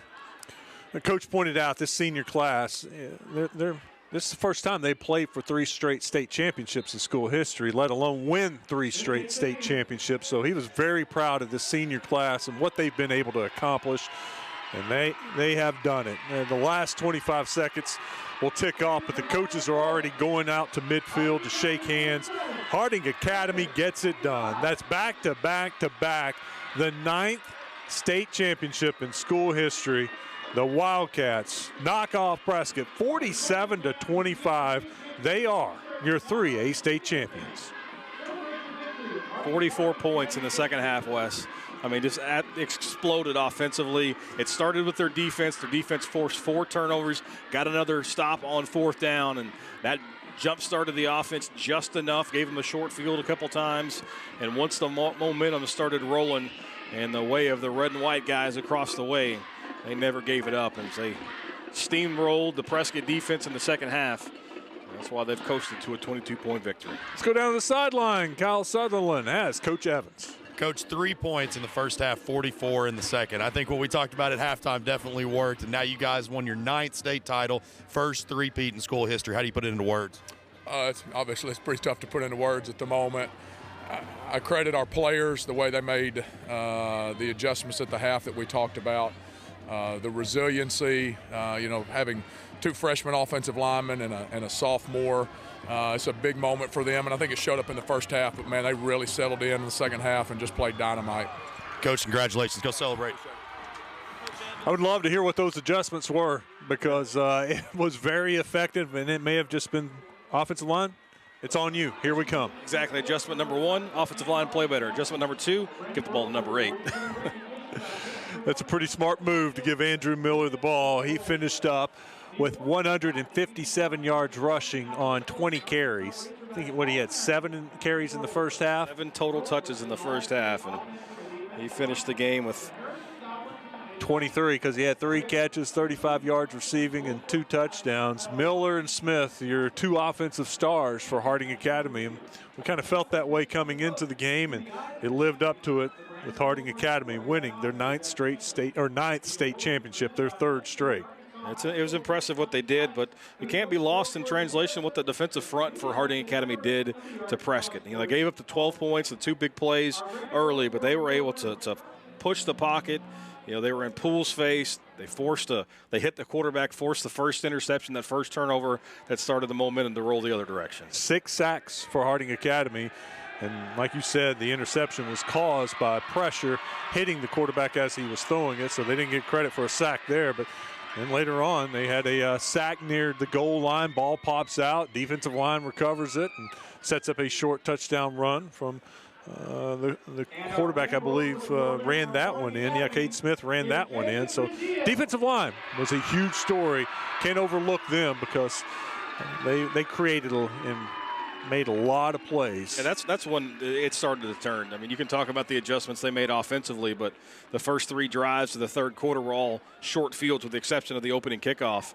In that third quarter, the defense has set them up for success, and they were able to take advantage of it. So who would you vote for? Well, we never voted for MVP in here. It's either Cade Smith or Andrew Miller, right? Yeah, I think with the 6 total touchdowns are going to be tough to overlook. For Harding Academy, you're talking 3 touchdown runs and 3 touchdown passes for Cade Smith, 235 yards of total offense. Everybody loves to give the awards to the quarterback. I would give it to the defensive line, but they only brought 1 trophy, 1 plaque to give to the MVP. So I would say Cade Smith takes it home, but Andrew Miller took over that second half. There's Prescott accepting the runner-up trophy, and just a great year. And you think about what they've done the last couple of weeks without Jalen Hobson to get to the state championship game, and just basically ran out of studs. You got to feed the studs, right? Well, when your studs are all on the sideline, at some point it just wears you down. Harding Academy hoists the trophy. We'll wrap it up when we come back. You're watching the Centennial Bank State Championships on Arkansas PBS Sports.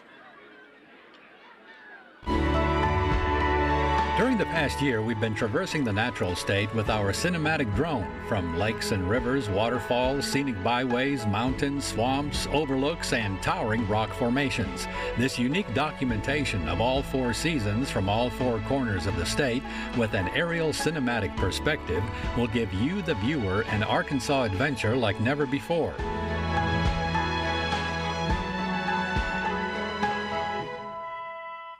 Here we got the energy.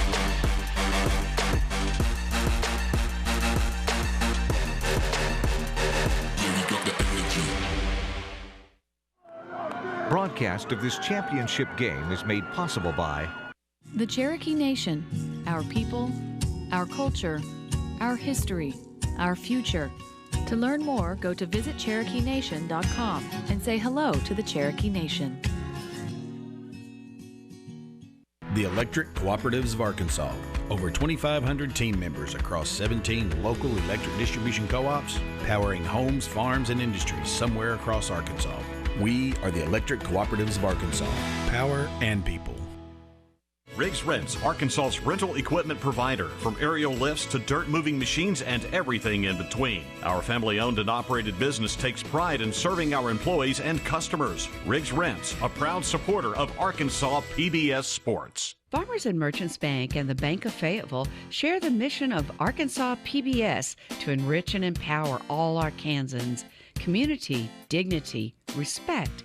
That's what Me Banking is all about. More at mebanking.com. Local broadcast of Arkansas PBS programming is made possible in part by Community Bakery. Scratch-made breads, pastries, cakes, treats, and locally roasted coffees. Served daily at 2 locations in Little Rock, 1200 Main and 270 Shackelford. Harding Academy is celebrating a 3rd straight state championship. They have the trophy, and now they're headed over to the student section to celebrate with their classmates. Wes Moore, Bobby Swafford with you, wrapping things up. Cade Smith, the quarterback, was your MVP. You nailed it, Bobby. He was effective, 9 of 15 through the air, 113 yards, 3 touchdowns, didn't turn it over, but maybe more importantly, the big scramble to start the offense early in that first quarter, a 52-yard run, and the quarterback draw. The 20-yard touchdown run's really the nail in the coffin for Prescott. Finished with 3 touchdown scores, and he's going to the Hill to play baseball, but he's a pretty good football player too. Well, he'll be back another year, though. Yep. You know, this was his first state championship game. Coach talked about his offensive linemen with a couple of freshmen and a sophomore. They had to settle down, but Cade also had to settle down probably. And once he got everything, the jitters worked out, he was pretty darn good. Here's a look at your final stats as we wrap things up. 153 passing yards for Prescott. They had a couple of big plays. They actually had more passing yards than Harding Academy, but the big difference in the game, those rushing yards, 278 for Harding Academy, and a lot of that came in the second half. Yeah, that's 118 yards of total offense in the first half, and you see that the total numbers there for Harding Academy. The adjustments they made at the break certainly paid off. They established the running game. That's when they got the big pass over the top, and Harding Academy proved they're the best team in Class 3A, and now they're going to have to try to do it in 4A. Well, we're going to find out who the best team is in 4A coming up tonight. Look at the total yards, not a big difference. It was all about those turnovers. 4 turnovers for Prescott, 0 for Harding Academy. Next up, the 4A state championship game between Joe T. Robinson and Shiloh Christian. 6:30 start, 6:40 kickoff. I'm expecting a great game. 2 very good teams. Joe T winning that 7-4A. It is a dogfight year after year. You saw Shiloh have to go through Ashdown and Arkadelphia last week. So Shiloh knows all about that 7-4A and how tough those teams are. Yep, Shiloh Christian, your defending state champion, but they've got a bad taste from 2 years ago, and Robinson controlled them. You know, turnovers in that game helped the Senators kind of pull away for a state championship over Shiloh Christian. So that, you know, they remember that game. That's the last time they lost to a school from the state of Arkansas for Shiloh Christian. So they're hoping to get that back. And Eli Wisdom said, "Hey, I'm going to be in the finals 3 years in a row. I'm going to win 3 state titles." We've got a chance for number 2 for the Shiloh quarterback. All right, we're going to take a break for a while. We're going to catch our breath, but we will be back here for the 4A state championship game at 6:30. I hope you join us. It should be a good one. Final here, Harding Academy knocks off Prescott 47-25. This has been the Centennial Bank State Championships on Arkansas PBS Sports.